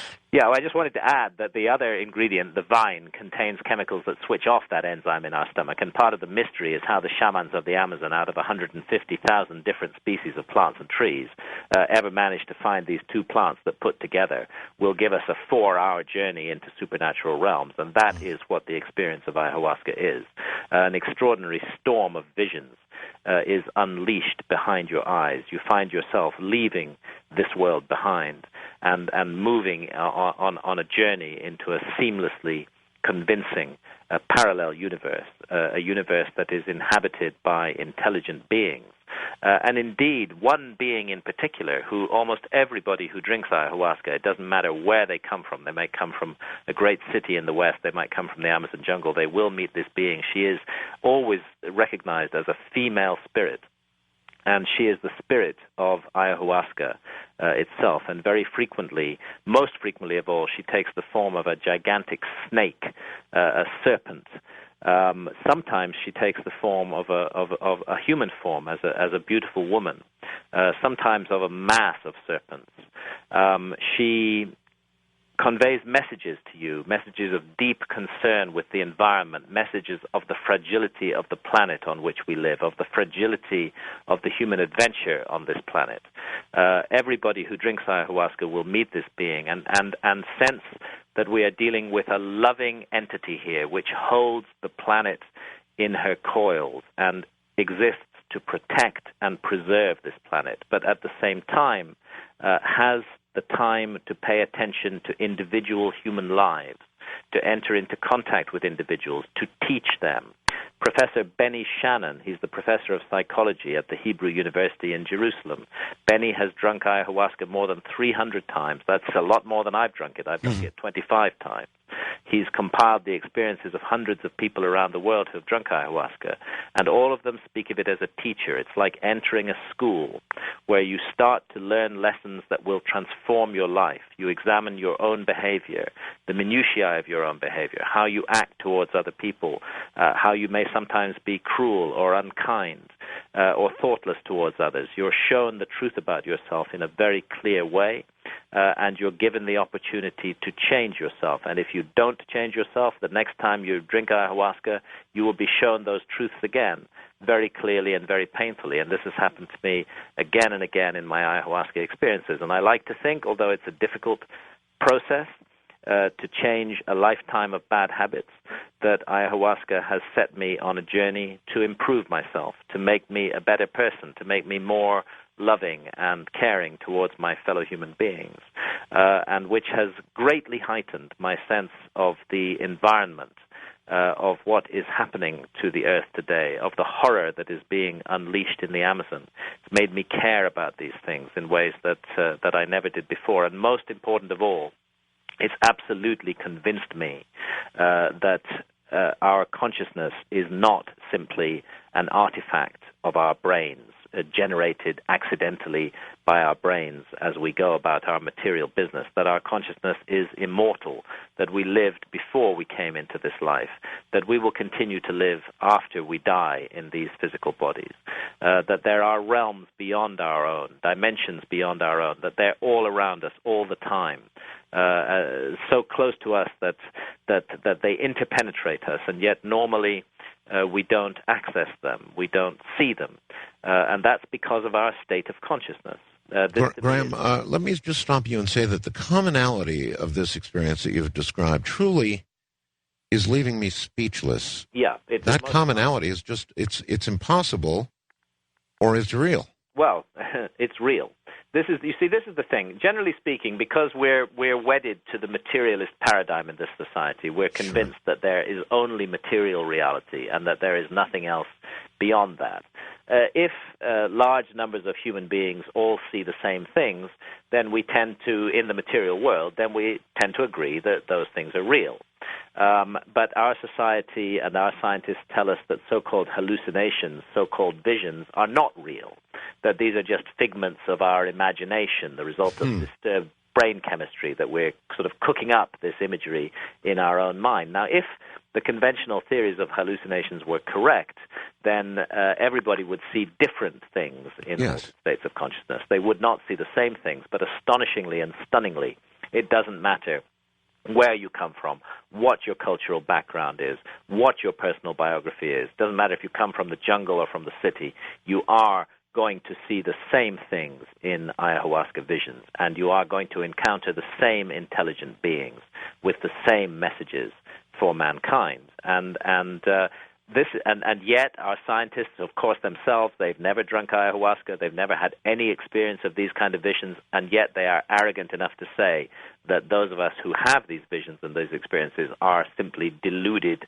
fools who are experiencing illusions. What I would say is that when hundreds and thousands of people from all around the world see and encounter the same intelligent supernatural beings in altered states of consciousness, that should tell us that these experiences are real. Well, yes, but scientists claim that repeatability is truth. Yeah, Yes? repeatability is truth, and repeatability is truth, and this is what Again, it's almost impossible to explore this idea in our society. We see there's a huge popularization of the supernatural on the media, on television. It's the subject of so many cheap and trashy TV shows, and people try to invent machines, so-called ghost meters and such, in order to contact the supernatural realm.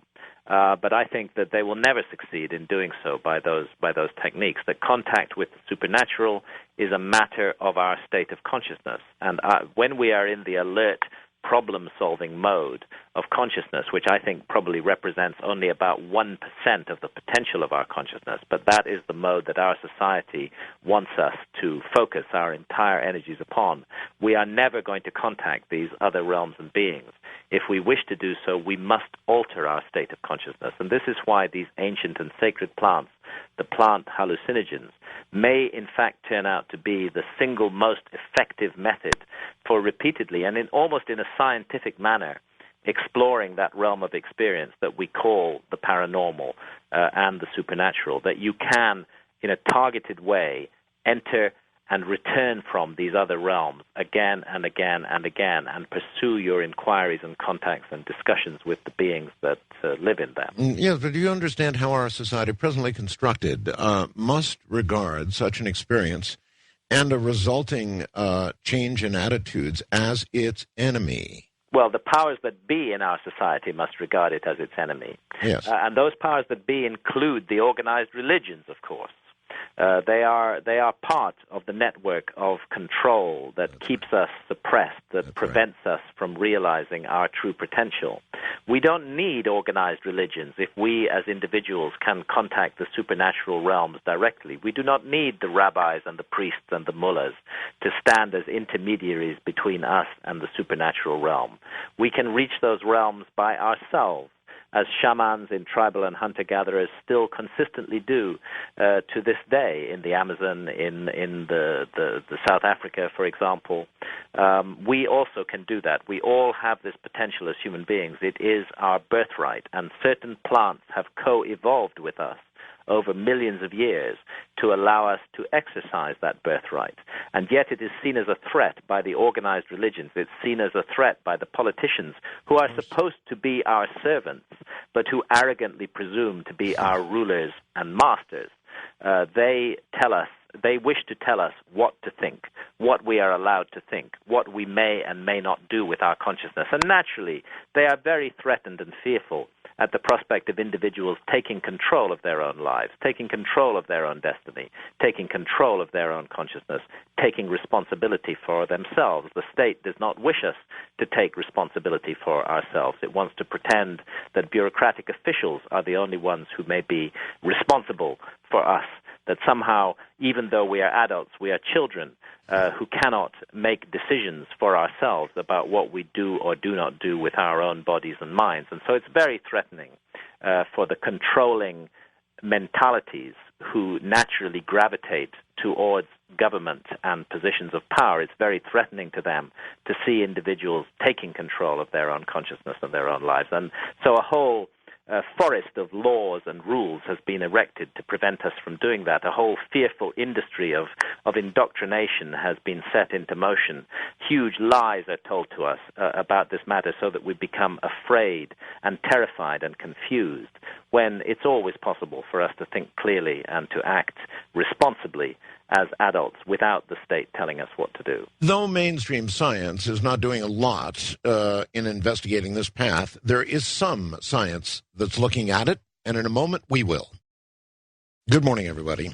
You're really on a ride this morning. Graham Hancock is my guest. I can assure you, if you live long enough, you'll begin to reflect on some of the things that Graham suggested, that DMT or LSD or ayahuasca or whatever will cause you to reflect very hard on, without perhaps the message from, I don't know, the female he spoke about, or perhaps more ominously, the the snakes. At any rate, you'll begin to reflect on those things and your life if you live long enough. Apparently, such drugs give you insight into your own behavior to this point in your life, and that which you will change if you live long enough or apparently use one of these. In a moment, the scientific point of view, limited although it may be, Dr. Rick Strassman and others have done some research into these drugs, and we'll get to it in a moment. Our brains are supposed to fry on drugs, right? Well, late Terence McKenna was one of the most brilliant men I've ever had the honor to interview. Absolutely brilliant, and he sort of put it all in flames when he came on the air. Every time he came on the air, he talked of DMT.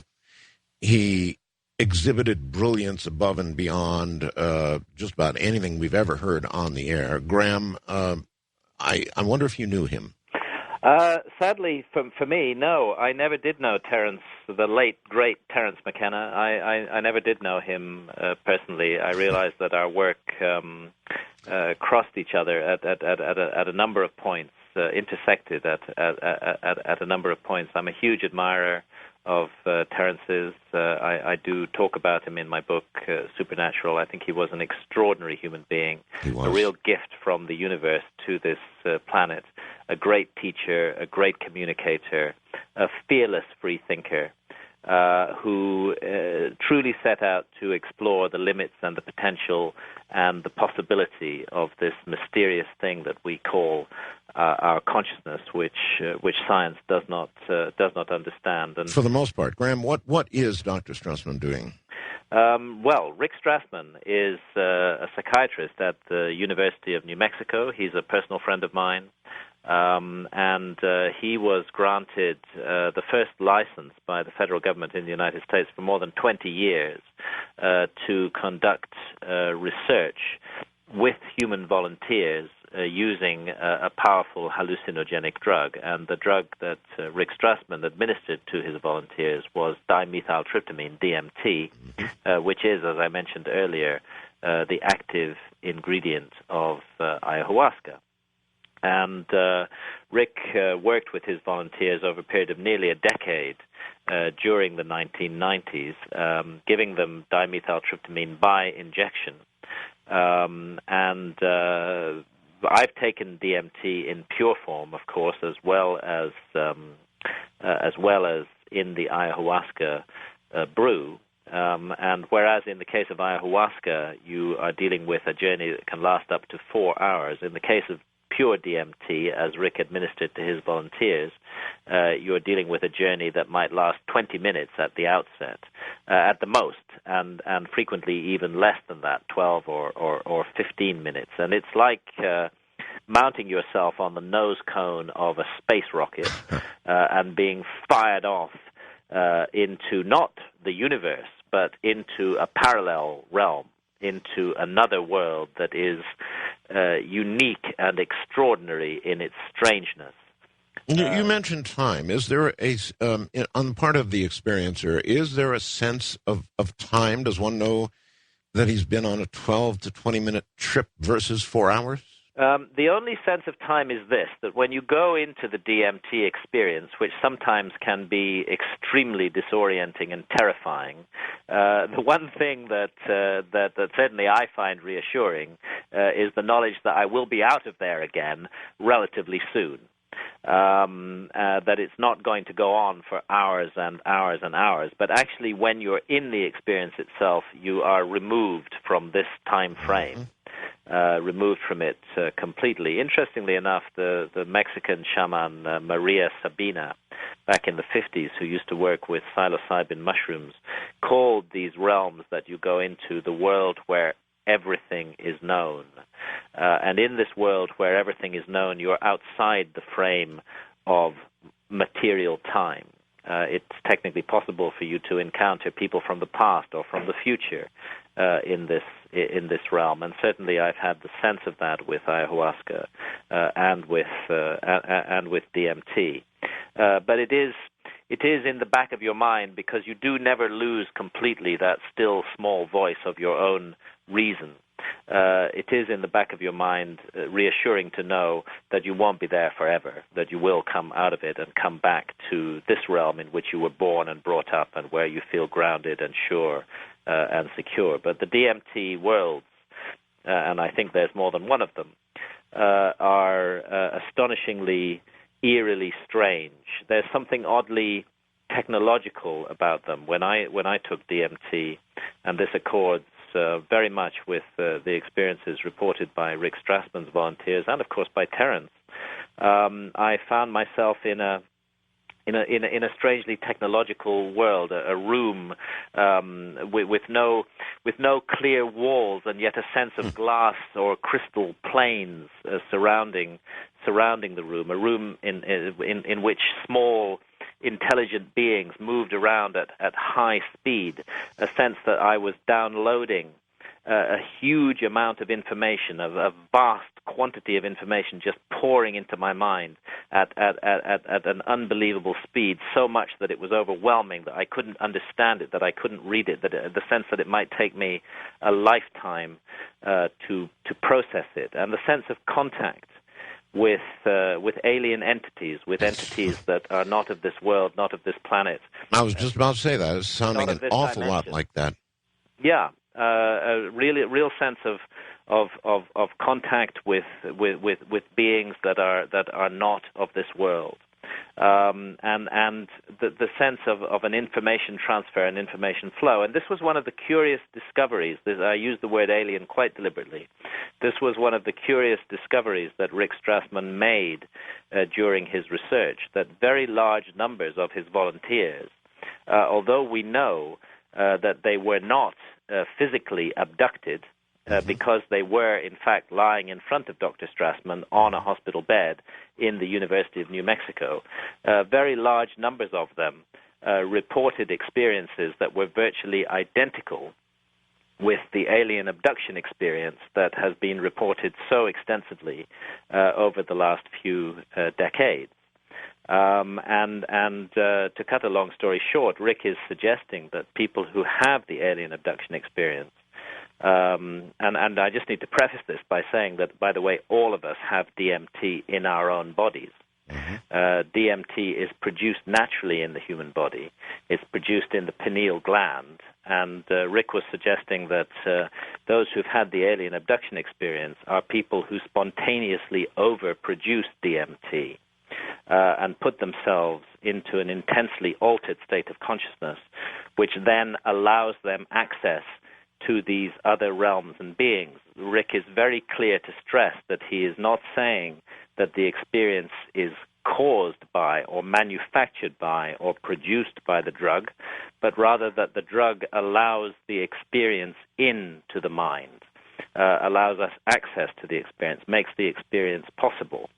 And he's suggesting, he actually calls DMT the spirit molecule, that it gives us access to spirit realms. He believes that it plays a part not only in alien abduction experiences, but also in near-death experiences, that it gives us access to the world beyond. And I think Rick's work has given us a quantum leap forward in the understanding of this mysterious phenomenon that we call alien abductions today. Well, how in the world else do you explain the commonality of the experiences? That's where I'm stuck, I think. It's the commonality that is utterly convincing. And what I've tried to show in my book, Supernatural, is that this commonality is not confined to our generation and to this time and place. It's not simply a commonality that people who've never compared notes, from America or Britain or Australia or the Amazon share, but also a commonality that is shared across huge periods of history, and that people have been having these experiences going back tens of thousands of years, and that in fact they even documented these experiences on the walls of the painted caves in Upper Paleolithic Europe more than 30,000 years ago, in the rock shelters of South Africa and of Australia. exactly the same beings that Rick Strassman's volunteers reported encounters with, that people who have had the alien abduction experience report encounters with. These beings were also being painted more than 30,000 years ago in deep caves in Europe and Africa and Australia. Is all of this somehow encoded in our DNA? Well, this is an interesting mystery, and again, I explore this at length in Supernatural, much more at length than we can go into here. And can I just take the opportunity, since we're roughly midway through, of course, just to say that I am, just to remind listeners, I am on a lecture tour. I will be talking tomorrow at the Bodhi Tree in Los Angeles. I'm traveling all over the United States. The details of the tour are on my website, which is www.grahamhancock.com. Go to the talks, workshops, and events page, and every event that I'm doing and the location is listed there. And, of course, there's much more details about my book, Supernatural, there as well. Well, we're glad to have you here in the country, and I imagine you're going to do very well on the tour. Well, I hope so. I find it very stimulating. I find it very stimulating to engage in questions and answers. And, we were talking earlier about the transformation of consciousness, and one thing that's clear to me as I travel around the United States is that there are huge numbers of incredibly good-willed, decent and kind-hearted, open-minded, free-thinking people in this country. And this ultimately, I believe, will be the salvation of the United States and of the world. Well, I hope you're right. They are not regularly reported by the media, so we don't hear a lot about it. We don't hear a lot about it, but good people are out there everywhere. And although the United States may be operating in a very harmful and negative way on the world stage at the moment, inside the United States, there are people who are deeply troubled by this and deeply troubled by the behavior of their own government. Of course, I'm speaking also of Britain, because Britain and the United States are in this together, and the same is true in Britain. More and more of us are deeply concerned by what our governments are doing with our money and supposedly in our name, and deeply concerned by the tyranny and oppression of the individual that is the characteristic and hallmark of these governments, and what a tragedy it is after a 2,000-year struggle towards democracy that we've given it all up for so little in the modern age. And you see, though, this attitude is exactly what makes these things the enemy of the powers that be. Yeah, that's right. That's right. There is a real struggle here, and it's time for individuals to take control of their own lives again, and to say that we as adults do not need to be told what to do by bureaucrats and officials. We as adults must take responsibility ourselves for our own lives and for our own consciousness, and really the mystery of consciousness. Perhaps like the tea, we should be dumping DNA into the water. Well, yes, you started with the question on DNA, and yes. This is one aspect of the problem that I do explore at some length in Supernatural. I actually meant DMT, but I do want to talk about DNA. So is it somehow DMT? Yes. Yeah. Is it somehow encoded in our DNA? In other words, yeah. When DMT meets DNA, is that producing some commonality, or is it far? Well, it's possible, and I think it's part of the mystery. You see, the mystery and the problem is, why is it that people from all over the world, all different cultures, different periods of history, separated from one another by huge geographical distances and by thousands of years in time, in undergoing experiences that our scientists today say are illusory and non-real, why is it that all these people actually have the same experiences and see the same things and learn this, are taught the same lessons by the beings that they encounter? And one explanation, and it's an explanation that I strongly favor, is that the spirit worlds that shamans talk about are real. They are not illusions. They are other dimensions. Quantum physics is really just beginning to get to grips with this. Shamans have been getting to grips with it for thousands of years. They are other dimensions that surround and interpenetrate our own. But another intriguing explanation that I also explore in Supernatural is that there may be information written on our DNA, a kind of teaching program, a huge message for us, for the human race, and that it is this message that we access in altered states of consciousness. And in fact, these 2 points of view may not be mutually contradictory. It may be that the physical and the material world is a creation of the spirit world. After all, that's what all religions essentially say. It may be that the physical world is created by the spirit world, and that DNA, which is the essence of physical life, may in fact be a creation of spirit realms and spirit beings to allow non-physical consciousness to incarnate in physical form. Well, perhaps so. Graham, we have unraveled most of the mystery of our DNA, but there is this term. There is this term scientists have called junk DNA. Exactly, which happens to be 97% of DNA. And the DNA that we know about, everybody's heard of the Human Genome Project, and we tend to feel reassured and think our scientists know everything about DNA. Actually, they know a lot about only 3% of DNA, and that's the DNA that is involved in our genes, that is gathered together in our genes, and that codes for the assembly of amino acids into proteins that build cells, that creates our bodies and the bodies of all living things, plants and animals on this earth. But the other 97% of DNA, our scientists say, well, that's just junk DNA. It's completely unimportant. It's just random. It's meaningless. As though billions of years of evolution would preserve 97% of something just because 3% of it is important. It's much more reasonable to conclude that the 97% of so-called junk DNA is extremely important as well. And Professor Eugene Stanley at Boston University back in 1994 published a major article in Science magazine, which he still stands by today, which absolutely proves that so-called junk DNA has the same hidden, deep mathematical structure as all human languages. And from this, we may perhaps deduce that a message is indeed written on our DNA. And after all, if, for example, to take the example of an extraterrestrial civilization, we've all heard of the SETI, the Search for Extraterrestrial Intelligence. Why do we convince ourselves that extraterrestrial intelligences, whether from other dimensions or from this one, would wish to communicate with us by radio?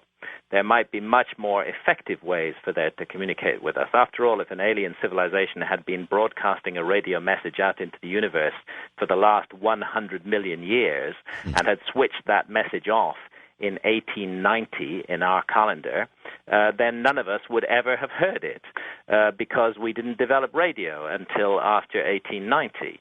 Much more intelligent would be to encode the message on the DNA of all living things and to await the evolution of a being intelligent enough to read that message. And so the one suggestion that I explore is perhaps it is that message that we are all accessing in altered states of consciousness.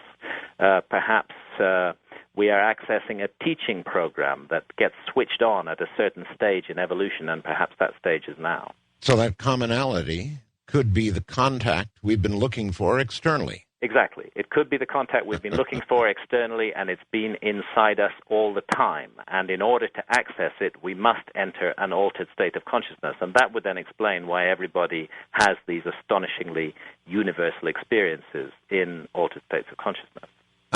Are people changed in a very similar way after these experiences? Is it almost universal or what? That's what I've found, that people are changed in very similar ways, and that the bonds of love between them are enormously increased, and the sense of barriers and boundaries between people that we erect fall down and fall away, and we sense the oneness and the universality of life. Well, I tell you, our economy just can't handle it, Graham. All right, Graham Hancock is my guest. I'm Art Bell. This is Coast to Coast AM.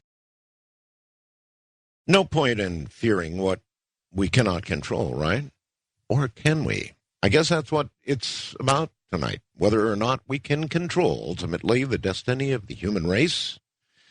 We'll find out. We'll also ask about the mystery of life and, of course, death. That's coming up. Well, the greatest mystery of all is what happens to us, I guess, after we physically pass away. And I wonder if these experiences, Graham, have told you anything about all of that, the great mystery of life and death.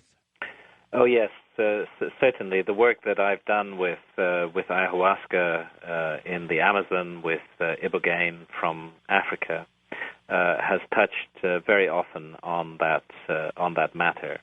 I have encountered directly the spirit of my deceased father in my ayahuasca journeys. He has communicated with me.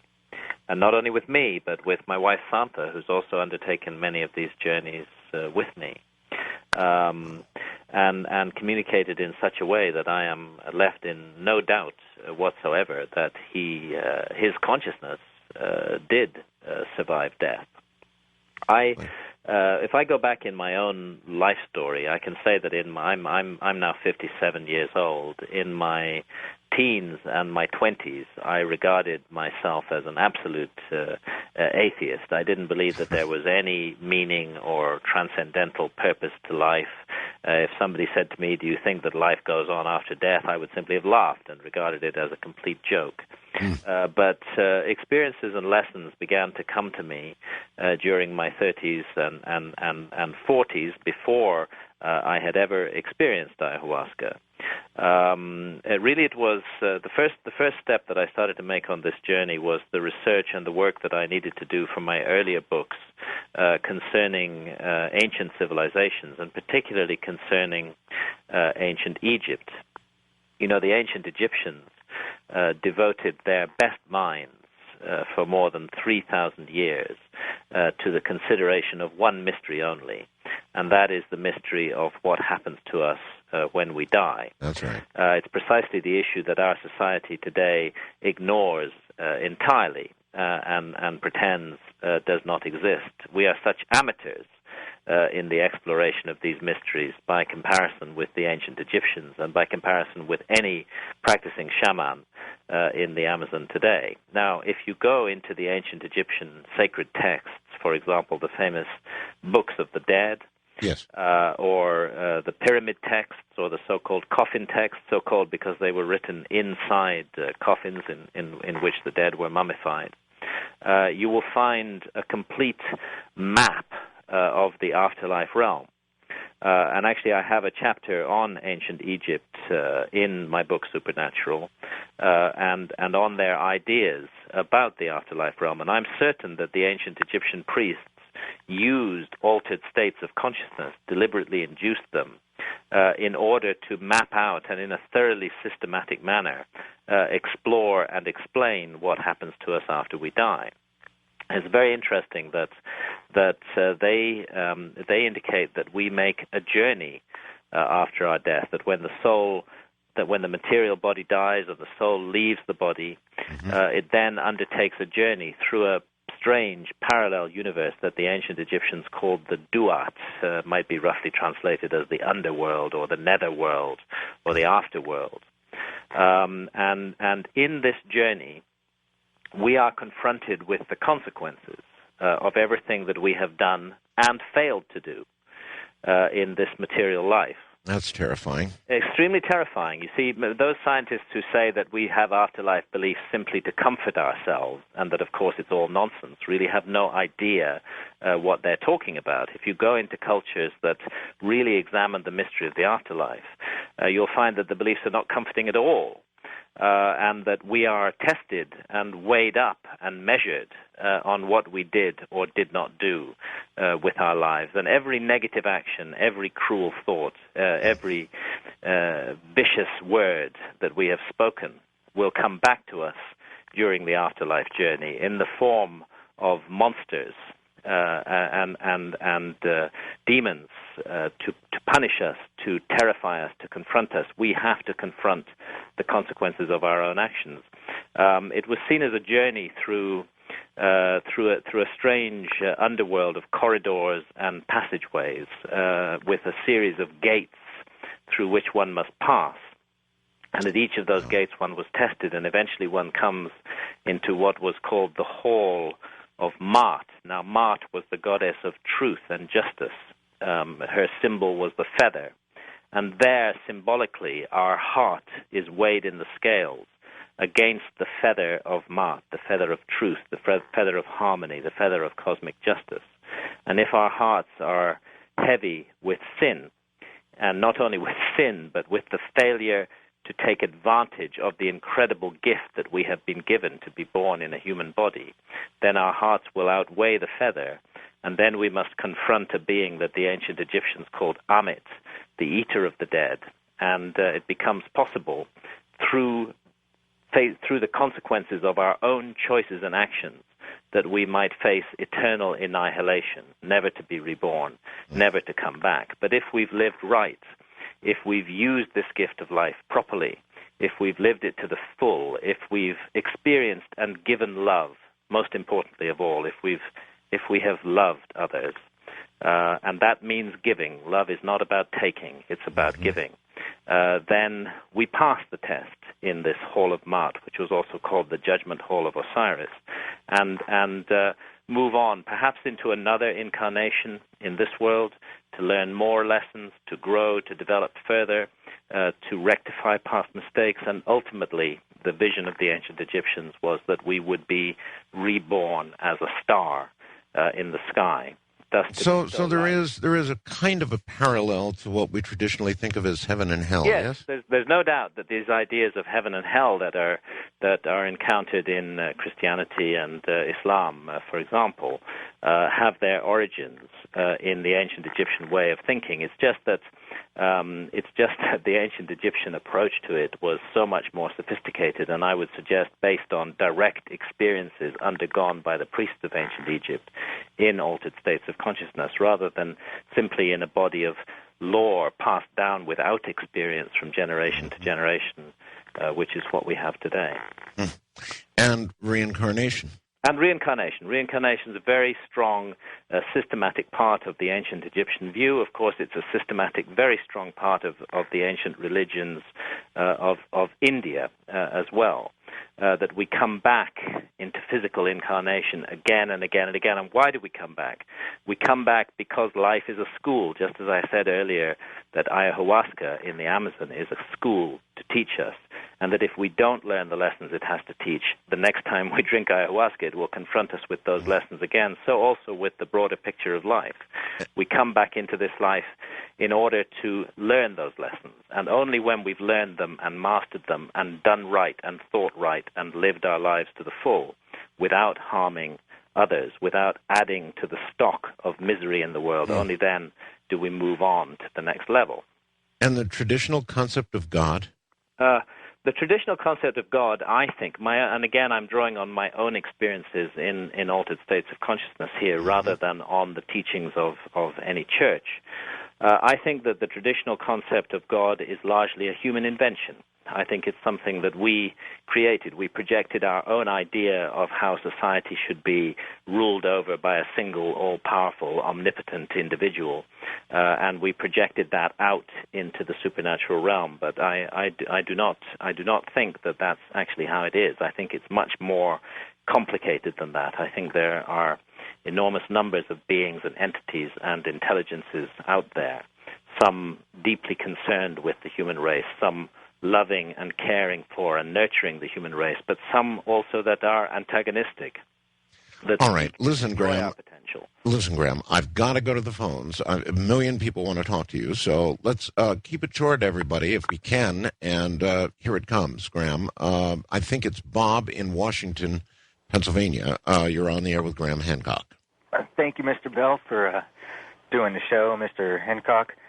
I just wanted to say that I've experienced with psilocybin mushrooms, and the commonality, Mr. Bell, he is absolutely correct. I have met the Earth Goddess, was what I had called it, several times, and I just wanted to thank you very much for doing the show and keep up the good work. Thank you for that comment. It's much appreciated and helps to add to our knowledge and understanding of these mysteries. It does, and it seems to me that the commonality screams out for science, and science just walks away from this one, apparently. Walks away from it again and again and again because it confronts and affronts the basic principles of science, which are that everything can be explained in simplistic, materialistic, and mechanical terms. That way, science can continue to control our lives if everything is material, but the moment that consciousness comes to the issue and that there is a supernatural realm surrounding us, then science must become more humble and must learn from the very people it despises, such as the shamans of tribal and hunter-gatherer societies. Okay. Kurt in Two Harbors, Minnesota. You're on with Graham Hancock. Hi. Hi, thanks for taking my call, Art. I would like to ask Mr. Hancock why exactly is absinthe criminalized in the United States, yet it's freely available for purchase over in other countries? Well, I mean, this is true not only of absinthe, the drink, which does have undoubtedly mind-altering qualities. But it's true of many other substances as well. I've been talking about ayahuasca. Ayahuasca is totally legal, and indeed its use is protected under laws of religious freedom throughout Peru and Brazil and Ecuador and other countries of South America surrounding the Amazon basin, whereas in the United States and Britain it's completely illegal, and DMT is completely illegal, and one is not allowed to consume these substances. There's a lot of inconsistencies between the ways that different countries come to conclusions about what is legal and what is not. My own view, controversial though it may be, is that governments have no right to rule and tell us what we may or may not put inside our own bodies as adults. We alone are responsible for that. As long as we do not get into other people's faces, as long as we do not do harm to others, the moment we start doing harm to others, then governments may have a role to prevent us from doing so. But if we do no harm to others, then I don't think the government has any business, whether it's absinthe or anything else, in ruling that we may or may not put it into our own bodies. We are adults. We have the right to make decisions about our own bodies. And it's an absurd transgression of human liberty that governments take it upon themselves to tell us what we may or may not put into our bodies. And in fact, by convincing us that they have a right to tell us to do that, they are opening the door to all kinds of other infringements of our liberties. And we are seeing those infringements of our liberties spreading out all around the world today. Far from becoming a free society, our societies in the West are becoming increasingly unfree. And I think this campaign to control what we do or do not put into our bodies are at the heart of this transgression of liberty that is now underway. Well, surely you can understand, as I can, Graham, that there are certain substances that are addictive and damaging. And those you can understand perhaps being, in the purity of the argument, I guess you could argue for cocaine or heroin or whatever you wish, but really you can come to an understanding of why they've been legislated against. Yeah, but you see, the problem is that the legislation actually doesn't work. If we wish to prevent people from taking harmful substances, then making those substances criminal and illegal and ruining people's lives and putting them in prison for up to 30 years for taking them, that's not the way to go. Look, we have a very clear example of this, which is the issue of smoking tobacco. Smoking tobacco is not illegal in our societies, but there has been a very effective and efficient information campaign which has persuaded adults that it is not in their interest to smoke tobacco. And as a result, we can look at the statistics. Over the last 25 years, there's been a vast reduction in the smoking of tobacco. This has happened without any criminal sanctions whatsoever. On the other hand, if you take substances like heroin and cocaine, against which there are massive punitive criminal sanctions, do we see a reduction in the use of those substances in our society? No, we don't. No. What about alcohol? Why do you think... Well, let me just finish on that. We don't see any reduction, and this suggests to me that our governments, as in so many other areas, are not being honest with us. They are lying to us about the reasons why all of these substances are illegal. It is really about control of the state over individuals that's going on here. A precedent is being set where the state, we ourselves, acquiesce and stand back and allow the state to intervene in this most intimate area of our lives, what we choose to do as adults. And once we allow that, then we're prepared to allow the state all other kinds of transgression of our liberties as well. Alcohol. Yes, well, there's another extremely damaging drug, which is extremely dangerous to human health, which is, of course, completely legal in our societies. Much more dangerous to human health than psilocybin mushrooms, for example. Oh, indeed. Indeed. Vastly more dangerous. What about the motor car? What about the tens of thousands of people who are killed every year on the roads? What about painkillers like paracetamol, which are entirely legal and yet are responsible for thousands of deaths every year? Take it further. What about what about knives? I mean, people get killed by knives. What about fires? Why aren't fires illegal? But if you just stay in the realm of drugs, Graham, alcohol yeah, but what I'm saying is that the principle that something should be made illegal because it is harmful to our health, this is actually not the real reason why drugs are being made illegal, because if it was, then other substances that are harmful to our health would be made illegal. We would not be allowed to drive in motor cars because those are harmful to our health. So the real reason is something else. It's about control. It's about certain individuals in our society who have controlling mentalities and who gravitate towards government. And they seek all kinds of excuses and reasons to control us. And that, I'm convinced, is what the war on drugs is really all about. It's certainly failed in its own objectives. It has not cut down the consumption of heroin and cocaine. It has caused a great deal of misery. If we really want adults to stop taking heroin and cocaine, then we need to provide them with information that is honest, that they believe, that is not corrupted and full of lies. That's a very good point. Lied to once, then a person feels they were lied to each time. It's Robert in Texarkana. You're on with Graham. Hey, Art Bell. Hi. All right, I got a question here. You guys are saying that in 2012 that we're going to be hit with a meteorite that might take us out, right? A comet. I'm saying it's possible. I'm saying this is one possible interpretation of the ancient myths and traditions of the Mayan calendar, that there was a horrendous planetary cataclysm 12,500 years ago, and that it may be about to come back, and that a comet may be the agency involved. Okay, now, we do have telescopes that, now, I'm not familiar with all the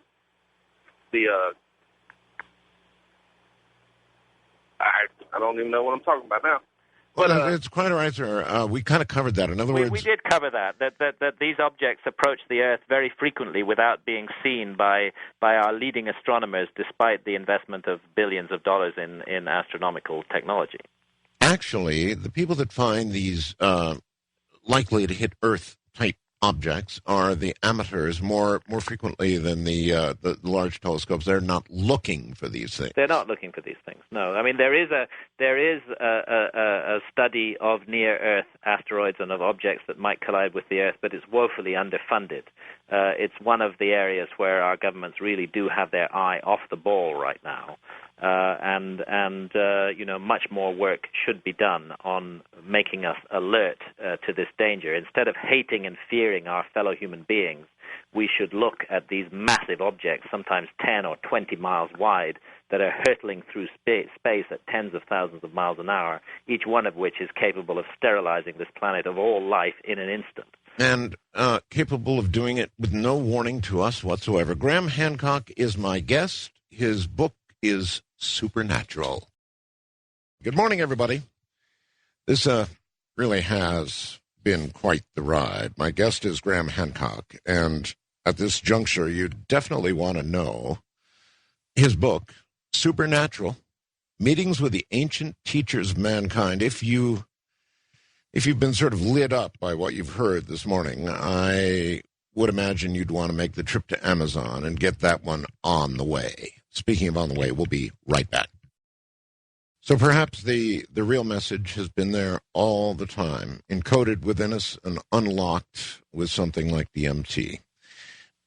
Graham, welcome back. It's quite a journey you've made from the beginning of your career to what you're talking about tonight. Quite a journey, huh? Yeah, it has been a journey, and I must say I do feel I do feel very, very, very lucky. I feel blessed. I feel privileged that I've had the opportunity to lead my life this way. I'm grateful to my readers for helping me to do it, because if people didn't buy my books, I wouldn't be able to fund my research and my journeys and my experiments and my adventures. I feel like a lucky man, a fortunate man, and it has been a process of evolution. You know, I started out as a journalist. I was the East Africa correspondent of The Economist back in the 70s and early 80s. I was totally concerned with current affairs, with wars and politics and famine and economics.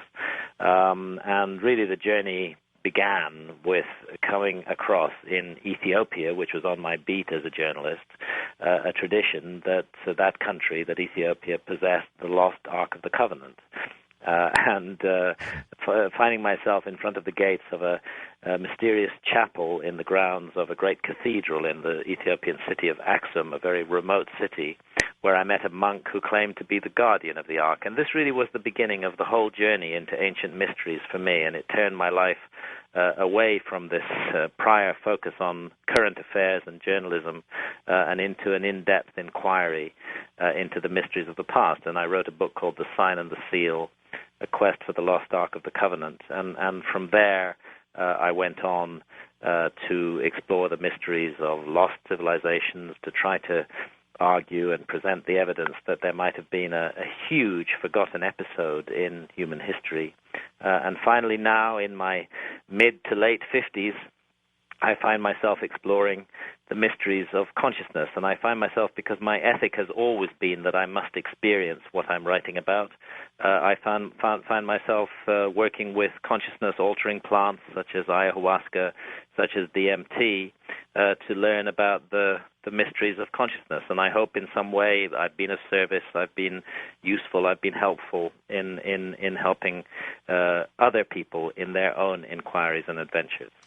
Graham, having made the journey that you've made, you obviously, and with the understanding you now have, how much optimism do you have that the consciousness transition that's going to be needed can occur? I actually have great optimism. Really? And my optimism has been increased by my travels in the United States on this lecture tour, because I do keep on meeting people whose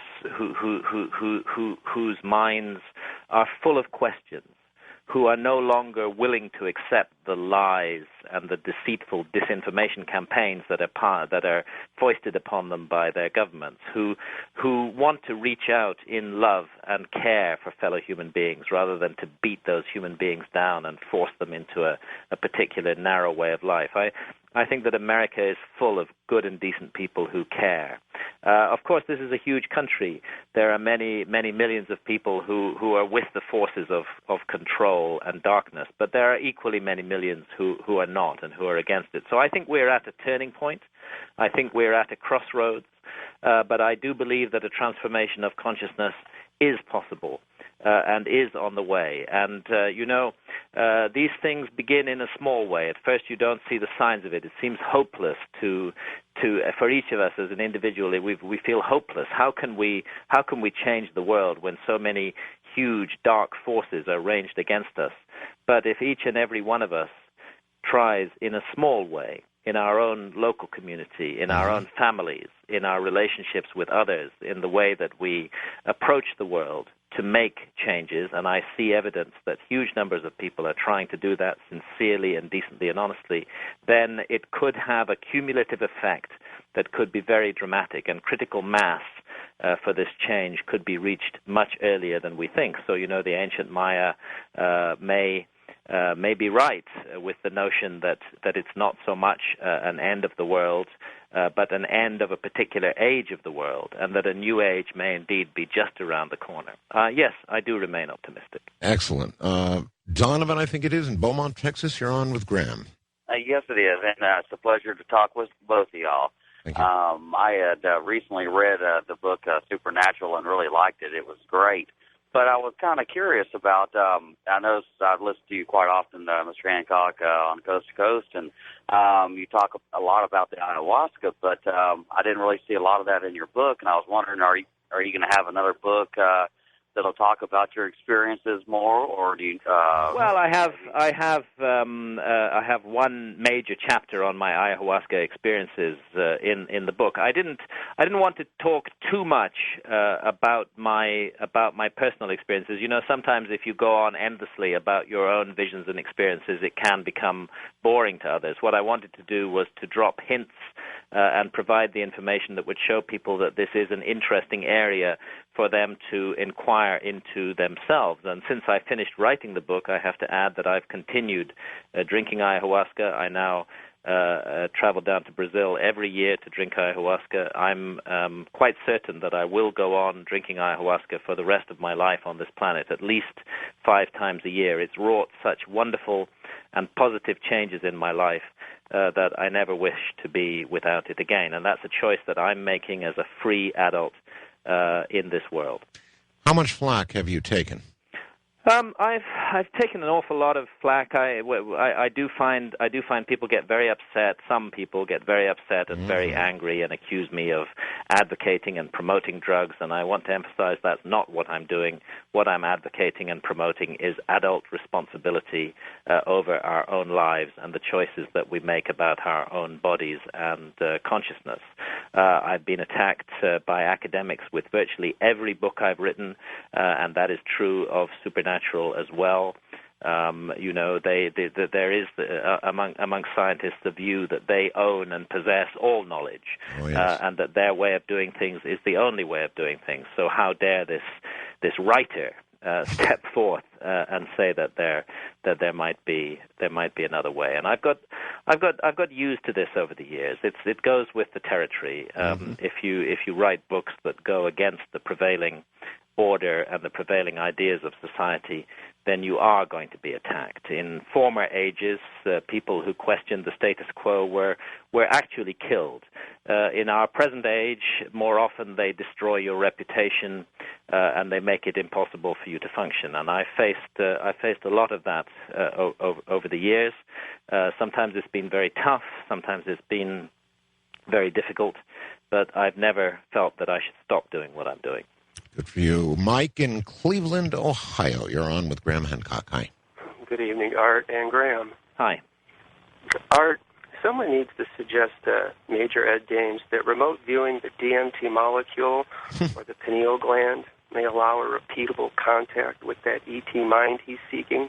And Graham, a previous guest on Coast to Coast, Todd Murphy, has a product, Shakti Technologies, that has one putting 8 magnets on one's head via a hat. The software program causes a rotating magnetic field effect that he says 80% of everyone who tries the device has an out-of-body, near-death experience, contact with deceased and alien realms. Yeah, I absolutely believe that. Magnetism is an extremely effective way to alter consciousness, and altered states of consciousness are the key to access to these supernatural realms. And in fact, Graham, I think some scientists have found a certain area of the brain, when stimulated electrically, does also produce these experiences. Well, yes. I mean, and the mistake that those scientists make is that they then suggest that the experience is somehow being manufactured in the brain. That's right. We would expect to see brain activity accompanying any experience. But that does not mean that the brain activity is causing the experience. It's just because our scientists have a prejudice against things that they cannot actually weigh, measure, and count. When such experiences that can't be weighed, measured, and counted in the conventional sense occur, scientists want to tell us that those experiences aren't real and are being made up or generated in the brain, and they show us brain activity and they say, that's the proof that the brain is making this up. But no, it's not. All the brain is doing is what the brain always does. It's active when we have experiences. All right. Carl in West Allis, Wisconsin. Hi, gentlemen. I have a quick comment directed to both of you. Sure. Art, you earlier mentioned something about wondering if we're alone in the universe. Perhaps the aliens, when we try to contact them, have caller ID. And also, I can see their concern about what we're doing to the planet. It just brings to mind a book by Isaac Asimov, the first book of the Foundation trilogy, and the planet Trantor comes to mind. I don't know if you're familiar with it, but my question is, to Graham, is it possible that some of this damage done 12,000 and a half years ago could have been directed by an intelligence? Yes, I dare say it is. In fact, that's what all the ancient myths suggest. They suggest that former civilization incurred the wrath of the gods, incurred the wrath of the spirit world by its behavior. I don't rule that out at all. And in fact, that's my concern with our society today, that unless we take control of our own destinies and stop our governments leading us headlong over the abyss, that we will once again lose the mandate of heaven, once again incur the anger of the gods. Well, you can't rule that out. This would be a first-time caller. Ben in Tucson, Arizona. You're on with Graham Hancock. Good morning. Good morning, Art. Good morning, Graham. Hi. Hi. I'm an anthropologist at the University of Arizona, and I have to say a huge fan of Heaven's Mirror. Thank you. My question, though, has to do with the Dropa stones. Are you familiar with these? No, I'm not familiar with the Dropa stones. Tell me about them. The Dropa stones were found in Asia in the 1930s, and they depicted a story of beings coming from the sky that crash-landed in Asia, and the story was written down by the people of the Ham, and these people weren't able to rebuild their aircraft, and so they couldn't return to their planet. My question is, do you think it's possible that we had paleo contact before the Ice Age ended? And is that a belief that you hold? Yeah, I do think we had paleo contact. I'm just not certain that contact was with beings from other planets in this physical universe. When we have these contacts, we shouldn't necessarily jump to the conclusion that that's what involved. It could be much more interesting to speculate that the contact is rather with beings from other dimensions rather than from other locations in this dimension. We shouldn't prejudge the issue. Both are possible. Do you believe that these beings are spiritual beings who are trying to teach us something now? I think that the supernatural realm contains both good and evil. It contains wise and loving entities and teachers who have the health and welfare of the human race very much to heart. But there are also dark and evil forces out there which also contact humanity and operate in the human sphere. And ultimately, the choice is up to us. I think that's what free will really means. That we human beings, must choose between the darkness and the light. Just as we must choose between the darkness and the light in this physical and material realm, so also we must choose between the darkness and the light in the supernatural realm. And those choices are the choices that we must make as free and independent adults. All right, Carol in Columbia, Mississippi. You're on with Graham. Hi, Art. First, it's so great. It's a great pleasure to have you back tonight. I really appreciate it. And I have a question for Graham. Sure. I lost everything I had in Hurricane Katrina. I'm an evacuee, and that's really the only good thing that came out of Katrina was because I started listening to Coast, and it's been a great joy in my life. And my question is, I don't really know if you covered this. I didn't really understand, but does he feel that global warming and the dire predictions for coastal flooding is related to the 2012 return of the comet fragments, or is that something more man-made? Or well, I think that that the issue of global warming and of rising sea levels today is actually a very, very complicated issue indeed, and I have no doubt that human behavior is part of the story, but I don't think it's the whole story. There have been periods of radical warming of the planet before, when there were no human beings on the planet, and I think it's much too simplistic an argument that's being put to us at the moment about this. Surely there is no denying the change, no matter what. There's no denying the change. It's a huge change. I remember as a child in England, we used to see snow every winter, deep snow, up to my knees in snow. And now we never see snow in England at all. I mean, it just doesn't fall.